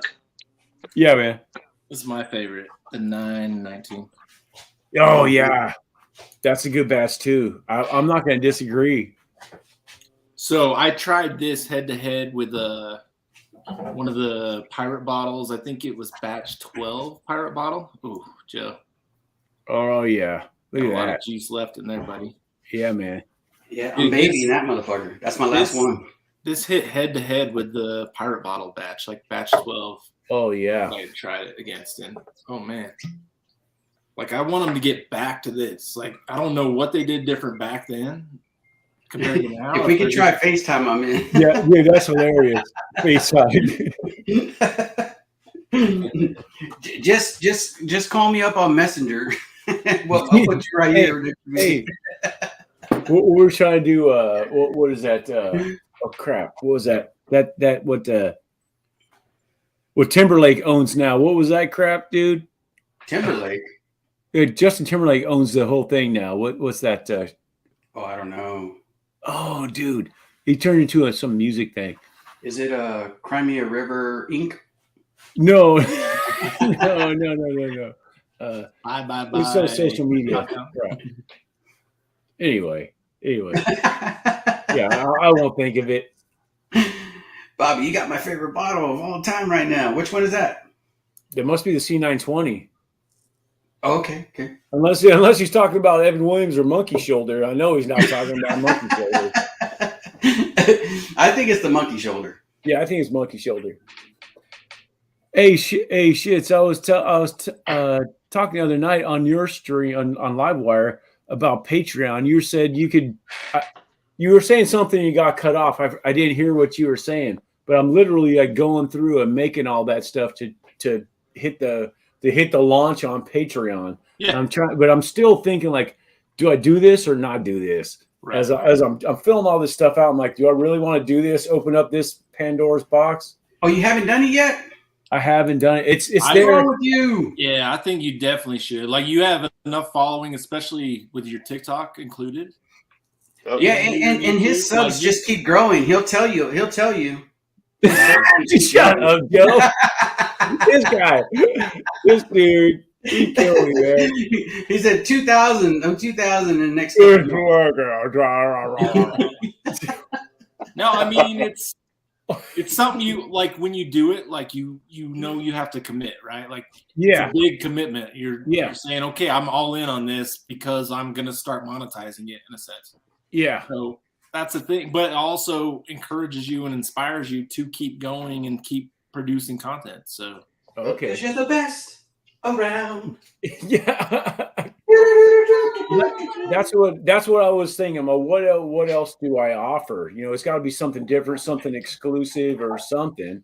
yeah, and it's hard if you follow other Patreons, you can get a lot of good ideas of stuff to do. Like I got a lot of good ideas from 21090, and what they do was a lot of their giveaways and just like being constant with like their trying to give back. But you got to get to a certain point where you're able to do that. Just like if you want to do a bottle giveaway every month, well, hopefully that bottle's covered by Patreon. Well, that's the thing, right? I guess you give out basic stuff, and then if you have enough, it will cover that stuff. Then you're like, okay, that's what we're gonna do now. Yeah, you don't want to give it all away, but you want to give it back, like pump it back into the community. I think that's my problem. I'm just like the Red Hot Chili Peppers, man. I just give it away now. Give it away now. I saw them a couple of weeks ago, so that thing just popped in my head. Yeah. That'd be awesome. I've been giving away samples like almost every week for a couple months. Yeah, and you think about it, like stuff like that too. That's right now, it's not covered by anything really, other than maybe you get something from YouTube a little bit here and there. But Patreon will help cover a lot of those little expenses. Okay. Yeah. All right. Yeah. It helps with all that, and it also just helps you kind of grow it and build it into more where you can start doing like Glens, like go out and do like a big purchase of Glens, you know, or coins or something. Just you want to hear what a Patreon thinks? Yes. I got on 21090 last night. I love the rock and roll, ladies rock and roll, and they did a backstage hangout on Patreon. And that was like the most awesome thing to do because you get to sit back there. It's not seen by everybody. Yeah. People all just want to sit there and say whatever the hell they want. Yeah. And that's true. That's worth the money all day, every day. Okay. These are cool. Yeah. But a hangout for $10, come on. So I love it. I mean, literally all of our streams. Is that like a once a month thing, or what's the turnover? Is it once a month? Yeah, once a month. And as long as you know what's going on. You could do once a month, like private hangs, or is that on Discord? Be at a certain level, right? So there's different. Is that on Discord they're hanging out, or are they hanging out on actual StreamYard? You can do both. Like you could do a Discord hangout once a month. You could do a StreamYard. Do you guys have Discord? Hangout. This was on YouTube. that it was an unlisted, so you can take it Oh, down if you gotcha. wanted to. Yeah, Not that's how you do it on a private. Is you do Oh, it as a gotcha, YouTube, yeah. but you unlist it. Yeah. Nobody's gonna see that you're live, but you're technically live. Okay, so, 920, Joe. so it's a Patreon. Which one's that? On Patreon, you give it unlisted YouTube link. Yeah, so anybody in Yes. Patreon can see it, and they can join. They can even be in chat, just like a regular YouTube. But nobody else like. To be randomly fair, can Bobby chat. might not remember any of this because he's still learning how to put names on screens. Oh, dude, right? So let me put that. There we go. Got it. There it is. There it is. Got it. Got it. Yeah. Hey, nice. Because the software won't support names on screen and comment. I'm like, come really? You can't just keep the names on the screen? Come on, StreamYard. Nope. Nobody cares if the name's up. Yeah, right. Let me see here. We all just want to hang out. That's all. Yeah. Yeah, I actually don't put names on mine when I do them. Some people get upset, but it's like, Joe, you've done some shit on Saturday nights where it was just like the quizzes and that stuff. That shit is so much freaking fun, dude. yeah, I want to get back to that once after my birthday stream. Hopefully, you guys will be there hanging out. Fucking man, we're gonna have some fun on that night. Is it this week? No, next Friday. Right.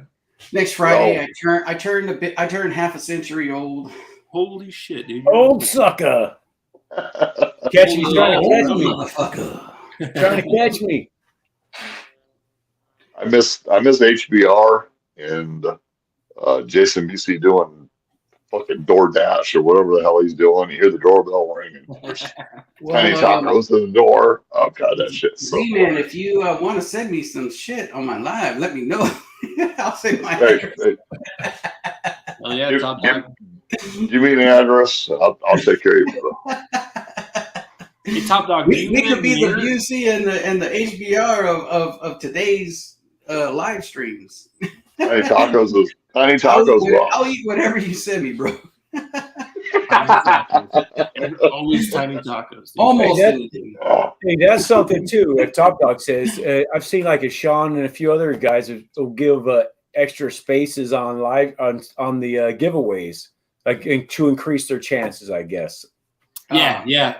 So I noticed that. I just joined Hello Again Whiskey Friends, Jeffrey Wack. Yeah. And so they do like a monthly Patreon giveaway for some of their higher tiers, and then the other tiers they'll do like a quarterly giveaway, but it's just you get your name on the wheel. Okay. So certain levels get one entry, some levels get more entries, and then that's the way I do mine. I have like, because when I do lives, I do a live giveaway for Patreons only, and then I do a regular one for people that are just in the chat at the end of the night. Yeah. And the one for the Patreons though, if they're at a certain level, they get more entries. Additional entries. Here that they're on, they get more entries, so they have a bigger chance of winning. Okay. But I normally will do, like, if it's like a battle or a flight or whatever, I'll do whatever that flight is and then send it out as that. Okay. Yeah, so, and for you, I mean, even if you're not doing like on this stream right here, whatever you saw that I drank tonight, every Patreon, just so you know, if you came by, said hi, whatever, I'm putting your name down and then do that, and you get so many entries per tier, and then you would send them like Evan Williams and Monkey Shoulder and whatever else. I mean, all that good stuff. It sounds weird, but it's still pretty cool to get something for being a Patreon on your Or like you're doing more produced content too, Bobby. So you could say like the last 5 reviews I did, that's the sample pack I'm sending out. Yeah. Okay. Yeah. You do that too. Yeah. That's like to make it easy on you, but also to make it like interesting for people that tune into all your content. Yeah. The one. I really wanted to try that one. Yeah. The other thing I've seen is with Jeremy Sires. I just watched his latest video, and he was doing with his wife. Yeah. What did he do against Stag Junior versus Yeah, something? the mixing of the like a bourbon ginger, a bourbon old Right, fashioned. and then he's like doing hashtag this that to get you involved in it. So shit, you're gonna every time he does it, you're gonna want to win something. So you're just gonna keep getting on there and just doing. And there's a reason why that guy's got 500,000 subscribers. Yeah. Yeah. Yeah, he appeals to a lot of different. Yeah, he does more than just bourbon, though. He does other stuff. Yeah, he does like all the knife stuff, all the just Traeger stuff, coffee stuff. Yeah, he does the. Yeah, but even if you just did bourbon and did that shit, and then you brought his wife on there every now and then, people would. That's part of me, my Patreon. Hey, if you want my wife on, she'll be on here. It's always better when she's on. It gets subscribers, dude, no doubt. I've been watching Jeremy for years. He's so freaking cool. Dude, he's funny. Especially Bobby, now I get more each month out of each month of you than I do groups to belong to. But I think I should be Patreon on the channel. Yeah, man. Shit. Cool. So open up your Patreon, fool. People, all right, man. People want to support the channel. I gotta finish it. I'm in literally like halfway into. You know, you got one. You got Top Dog. You got me. You know, I don't want to speak for everybody else. Dude, I've already got $1 million. Great, it's gonna be easy. Bro, you're gonna retire from firefighting pretty soon. Yeah, dude. Sooner the better. I should have started this Patreon like 2 years ago. This is my way out. This is my way out. But it's cool. You can do like your TikTok video promoting it and all that, and just get that whole community involved in it too, man. Like it doesn't have to be specific to YouTube like so many of us do. Right. Like you can expand it beyond that too, and do giveaways just for your TikTok, Patreon people, and all that. That's true. I have a problem with that though. I'm not really good at saying, talking about my Patreon and stuff. So, I'll say, thank you to the Patreons, and hopefully other people will say, oh, he has a Patreon. Other than that, I don't say, please join my Patreon, because that's up to everybody. I don't promote it that way. Maybe that's bad on me. I don't know how other people do it, but I just thank the Patreons for supporting me, stuff like that. But viewers, you're gonna see once you open a Patreon, it's like, man, do I ask for Patreons, or do I? It probably helps more. Yeah, the best way to gain is to like promote it once in a while. But we've been bad about promoting ours at times.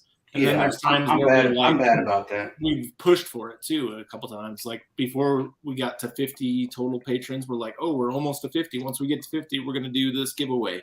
Yeah. And so it just kind of pumps it up to get to that number, That's so as a Patreon, I only have 700 Patreons, and you know what, man, that's just. I still find it hard to ask for them, Yeah, I remember 700. That was so long ago. As a Patreon, we sacrifice something else to give the support to the channel.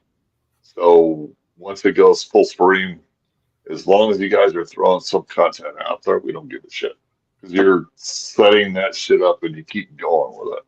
And with Livewire, NatX, Joe, we all sit there and go, if you could put something else out there, like I told NatX. Is once you're a Patreon, you can suggest that stuff. You can talk to your Patreon and say, hey, man, hey, I would really love to see this type of, just those type of things, because a lot of times I've gotten comments, like negative comments on reviews, that it is like, no, it doesn't taste like that type shit. Is like, okay, that's your okay. No, it sucks, bro. Well, and your reply is, yes, it does. Hey, in my world, it does. Shit, I have it right here.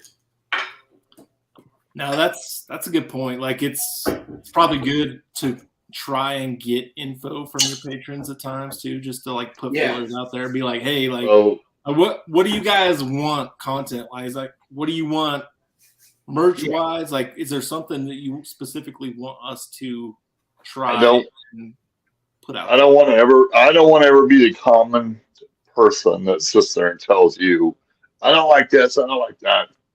Yeah, Haters. and maybe just do like a multiple choice, right? Be like, what out of these would you prefer? Yeah. For a Patreon giveaway, give some Yeah, yeah. options. Let people choose an option. Maybe that way you're not like specifically being like, I hate it when you guys talk about this and that, blah blah blah. Like that won't happen on Independent Joe there, Top Dog. I'll tell you that right now. Well, so that's funny. Funny he says that though. So I'm actually going to be talking to Corbin Cash to see, because I know they sell quarter barrels. Yeah. If I can get a quarter barrel pick and see what that does, and maybe I do that as a Patreon. that would be a cool way to do it too. Be like, look, I have a Patreon. I have a set number of people. Quarter barrel will cover this certain number of tiers or whatever. Yeah. And be like, okay, I secured this. Y'all have first dibs. If that first 2 tiers don't take them, then it's on to the 3rd tier, 4th tier, whatever. Well, don't you guys Adam, have another pick coming out? What's that? Livewire? Livewire has another pick coming out. Yeah, when we is got that coming out? Penelope coming. We're just waiting for it to show up at the fucking store. Nice. You know, Adam, you get what you get, and if you don't get it as a Patreon member, and then I watched Dan, Bourbon Junkies, and Sean, don't be a bitch and start complaining about, well, I didn't get this. I didn't. Really? You threw your money out there. Get over it. Go to another. That's the thing I was going to mention too with Patreons. Like, you have tiers. So there's kind of a general support level. Usually that first tier where it's like $3, $5 maybe a month, where it's just like, I can't offer you a lot for that amount of money. Like, that's just kind of general support. Appreciate you being here. If you want to up it to this amount, I can guarantee, I'm like, you're going to be included with whatever, this content, extra privates and all that. Yeah. Maybe like every 6 months I'll send you some kind of merch kind of thing. Yeah. No worries, Top Dog. Shoot, man, I want to buy your picks. I know you guys got your pick group. I would like to just pick up one of your picks. That's enough for me. Cheers, brother. Joe, I'm drinking. You know what I mean? Yeah, good for everybody. Cheers, man. Finally got it to you. Yeah, cool. That's cool as shit, brother. I appreciate you. Yeah. He got you a Glen too, didn't he? No, Glenn. Did you ever get a live wire, Glenn? Hey, I got 2 whiskey. The women of whiskeys, they're Plica whiskey. Oh yeah, Kopika. And I have that's wow, this thing's cool as Cheers, shit. Dan. What's up, Dan? Cheers, buddy. Shit. What's up, brother? But good to know as a Patreon, the little I give at least helps keep fire. Yeah, that's true. Yeah, I guess at the lower levels, I guess that's all you really expect, right? Just like keep shit running. No, Will Hall, it does. Like, it inspires us to keep going. Like, there's been times where you just kind of feel a little burnout channel wise, but because you have a Patreon, like, you just keep going forward. Like, there's no. For the most part, it's the interaction. I like, like, I don't care what level you are, and that's why I say all you got to do is say hi when you're in chat as a Patreon, because I want to give back something, and I want you guys to see that I want to interact with you guys. And then even in the mission statement that I put out, whatever. Saying what tier you are, what you're eligible for, and all this other stuff. I mean, it doesn't only stop at that, because patrons can always ask, hey, man, I really want to try that drink you got. We're going to do it. We're going to send it to you because you support us. So we're going to send it to you regardless of what it is.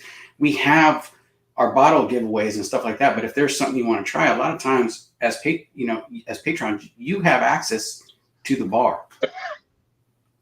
You mentioned that, but I don't think I've ever had Patreons like reach out in that way. But it might be smart to put out a post and be like, "Yo, like y'all have been supporting us. Like, is there something?" No, I do that. I let them know that they have access. I mean, I have set dates they're gonna receive something, Yeah. Because per tier, they're eligible for, like, say tier 1, you're eligible for 1 pour. Like, I say 1 pour, but I send a couple of pours in that box because it's Yeah, dumb because to it's just not send 1 worth pour. really just sending one Yeah, sample. it's not worth sending 1 pour, but I send a couple of pours Same price. and some other stuff in there, and Sticker or some shit. something so that they can have, and then per year. So it's something. So there's some type of interaction plus, different. Sometimes I used to, especially. I haven't done it lately. I feel bad, but even like live stream before it hits the stream, I'll do a live review only for Patreons, and then I'll post it to YouTube. That's what I did with the like the 12 Days of preview. Christmas. I did that.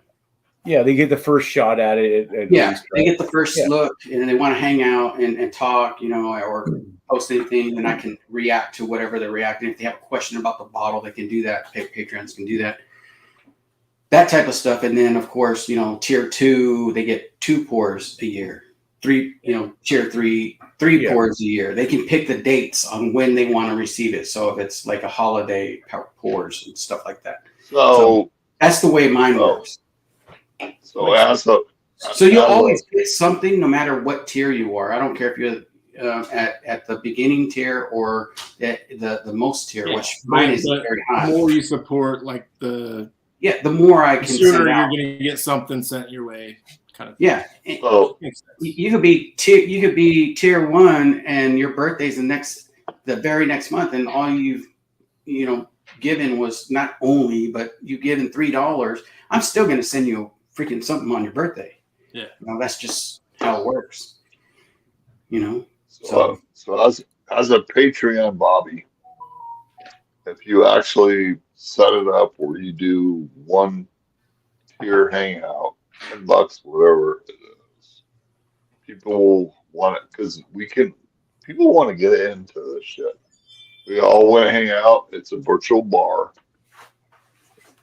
Why would I rather pay for a DUI or set something with you? So just do it. Do it. All right, I'm just gonna do it then. I have to finish filling the stuff out and just do it, bro. Just do it. Do it. Yeah, another cool thing, Bobby, is if you do want to do like a group setting like this, you can just send that Patreon link to Patreon, so only they have the link, and so they can join and like join you in like trying something either you sent them or just reviewing a whiskey or something. Like it could be whatever, Yeah, that's a great idea. So you send it to a few people, and you can just say, "Hey, we're going to have this tasting. We're all going to do it at the same time, but Patreon exclusive." That'd be that's kind of. We've done it a couple times. We don't do it that often, but we've done a thing because we don't produce content, but we figured that our production is our lives, so we sent it to Patreon as like, hey, we're going to do a live review of this, and we've only let them join. And then we've all done the review. Then we cut that, post it as like a produced content, but it's just all of us on live just reviewing something, That's pretty cool. Yeah, it's just that's a good idea. We've tried to add here and there. I don't even have a Discord, Top Dog. I don't. I have Discord, but I used to have one just as a personal account, but I didn't get that into it. Well, that's the thing. I think I have everything, but I'm only doing like 2 of the things. And like everything else is just sitting there because I don't have time to do any of it. There it goes with that flex again. I have everything, everybody. I have all what I need. See, once you start a Patreon and start getting some money coming in, then you can hire like a assistant hobby. Could you take care of all the things? Yeah, you just take care of all my stuff. I'm just kidding, Bobby. Just take care of all my stuff. Here, just post on all my social medias, my many social medias I have. Right. It's one of those, just another thing that I have that I just don't ever go on because it takes time to learn how to use it correctly. I'm like, it's just like the website, the Discord. I'm like, oh man, I suck at that. No, James Morgan, don't bother, buddy. But James had a good idea. I could just do my merch from my website, just have that sitting there, and just I think I kind of want to use it as like highlights and be like a hub for everything. because it is Dan. badaxbourbon.com. I got that all across all social medias, and I was able to secure the website. So it's at least there's no change in the name, which makes it easy. Yeah. But I still haven't done crap with it, so there's that. I'm just trying to. Yeah, you see that's what I'm talking about. Discord is annoying. I think Discord. I think is just younger than me.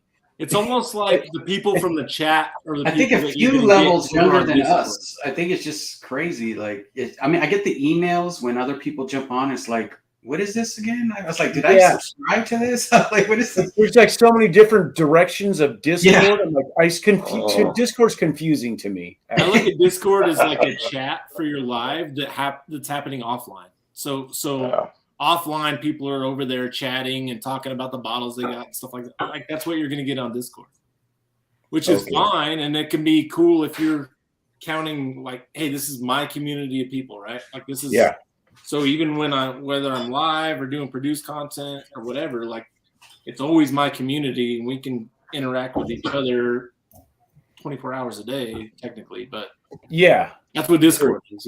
Yeah. I guess so once I get the website dialed in, I guess I'll have a wood chip for sale on there. There you go. Oh yeah. Oh, true. You can do that. I don't think. You can do that, but I don't think it's video though. I think it's just audio. Is it? Correct me if I've I'm done video. wrong, Dan. The guy used to go Raven Wing Saint that I would go live on Twitch with. We went live on Discord a few times as well with video.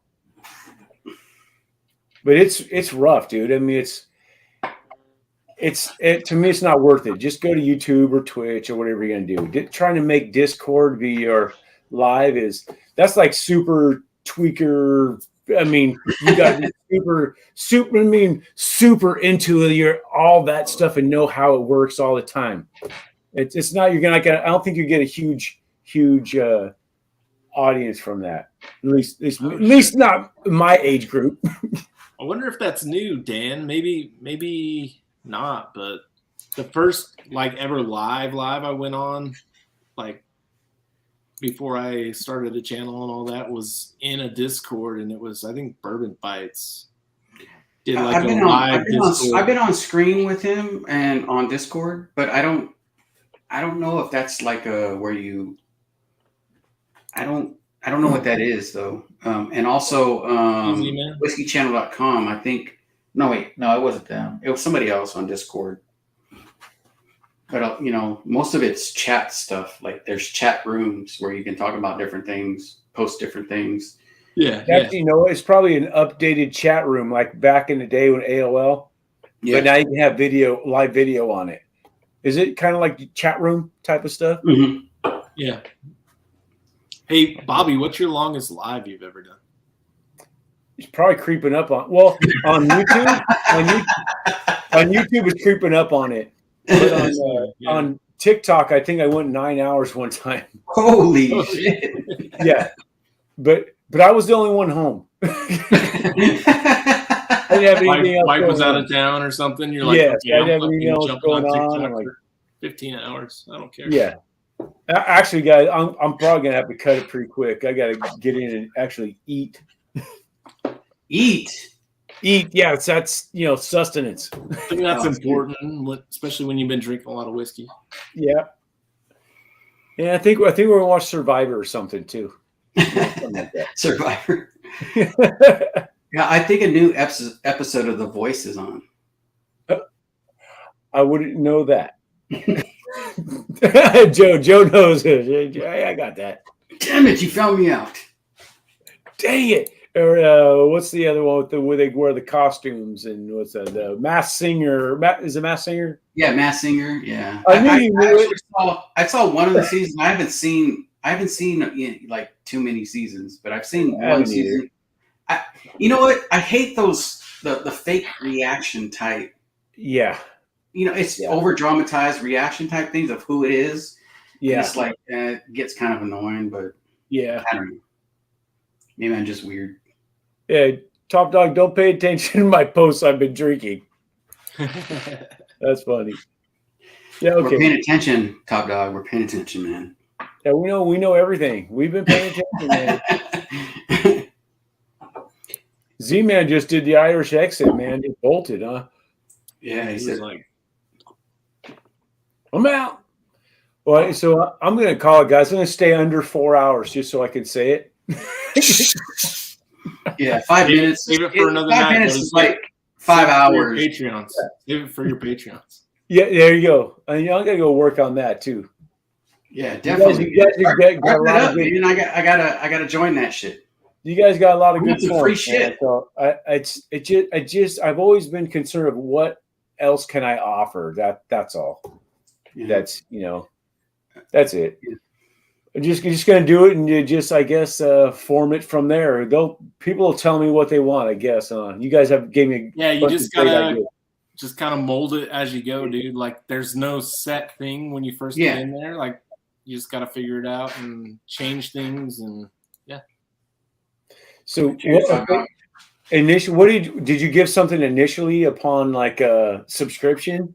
Certain tiers, yeah. So if you were a certain tier of ours initially, we guaranteed like merch at a certain point. Like, okay. I mean, wood chips are easy. I can send everybody a wood chip. Well, how much wood chips could a wood chip chop? Wood chip chop chop chop chop. So you got something unique, right? So that's like something unique, specific to you is always great. It's always something that people can be like, you know what, like this is awesome. Like send them a wood chip and a couple samples or something. Yeah, wood chips, and now I got these. I got Glen stashes. There you go. Right now, boom. Boom. You got to send me one of those anyway, so I can promote your Glen. I will, man. Yeah, you guys are drop gonna your battle, addresses, man. I'll send them. You need stashes on all your fucking samples that you're gonna be battling with. That's right. What is that, dude? That's right. I gotta get it to you before Dusty Dan. Before we do the Dusty Dan battle. That's a fat bottom girl. Hell yeah. Yeah, I like that, man. Yeah, I bought like a set of these so that I can do flights with. So that I'm going off of what Nancy said. She likes to use these type of glasses. She likes the longer flute, where she can where it's a little taller with a longer stem. But for me, I like the shorter stem because I'm short. Does she like it when she's doing like a she says so like it doesn't affect the temperature of the whiskey. Your hand. Right. So she likes use. I mean, I guess if you have a Glen, you can hold the bottom of a Glen. It shouldn't affect the temperature. Yeah. But it just feels comfortable for her to hold. I don't, So I thought I bought a flight of these so that I can try it out and see if it makes a difference. And honestly, these are easier to wash than a regular Glen. So that makes sense. Is it wider at the top? Yeah, wider at the top. Yeah, I saw the one you guys had, the fat bottom ones. Oh yeah, the Whiskey Wisdom. Yeah, those ones. And I was like, man, those look pretty cool. But I was like, man, it looks so skinny at the top. It's hard to, clean. They are a little. I think they are a little skinnier, but they're also not. They don't have like that dip point at the very bottom, right? Yeah, like they're flatter on the bottom. So. Oh, okay. Yeah. No, I love those glasses. Those are great. We haven't. Are those for sale on your guys' site? No, we want to actually get one with like our thing engraved on the bottom. We just haven't been able to work it out. Yeah, they're pricey glasses, dude. Yeah, I can imagine those look pricey. Yeah, and then we'd have to engrave them on top of that, so it'd be pretty pricey to do. So, but good thing Mike has a glow forge. Yeah. Just get Mike to take care of that. Like, damn it, I gotta do all this too. Trying to build up our Patreon bunker funds so that we can actually afford that shit. Yeah, right.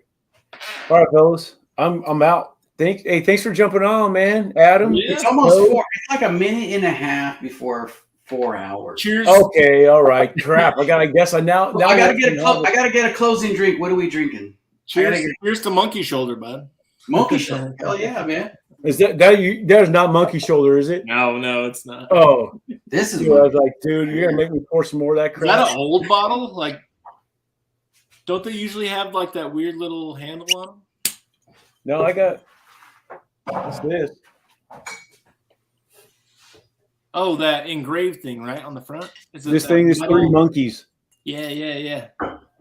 I've heard people have used those as like their cabinet openers and stuff. Like they take them off Like the bottles. Like a hood ornament? No, like for their kitchen cabinets. Oh, jeez, dude. Yeah, people that like love whiskey and scotch, they're like, oh yeah, that'd be a great cabinet door handle. Yeah, right. Well, I guess I just poured some of that crap. I got a little blend going. Having some of your favorite, Bobby, some rye. It's getting kind of low, big guy. My favorite too. Kind of low. Yeah. So Joe says I have everything, but Joe's got everything. Look at that, dude. He's got He really everything. has one of everything. Yeah. He does have at least one of everything. That's not He's true. got doubles So of he has most. like 6 of those, but he's got one of everything else. Yeah. That is not true. Cheers, guys. All right. Hey, Cheers, brother. cheers, guys. I appreciate you guys coming on, man. Yeah, Hey, man. Bobby. Cheers, buddy. Cheers, everybody in chat. Love you guys. Yeah, cheers to everybody in chat and soon to be Patreons, I hope. Well, damn, start it up, fool. Let's do it. Probably by tomorrow. Shoot, it's not much more. By tomorrow, maybe I'll have it done. Just hit Hell yeah. hit live, buddy. Hit live. Do it. I'll definitely be your 100th freaking subscriber to Patreon. Hell yeah. Right on, man. I like the way I like the way that sounds, Joe. Cheers, everybody. All right, guys. See you guys. I'm out. I'm going straight out. Cheers.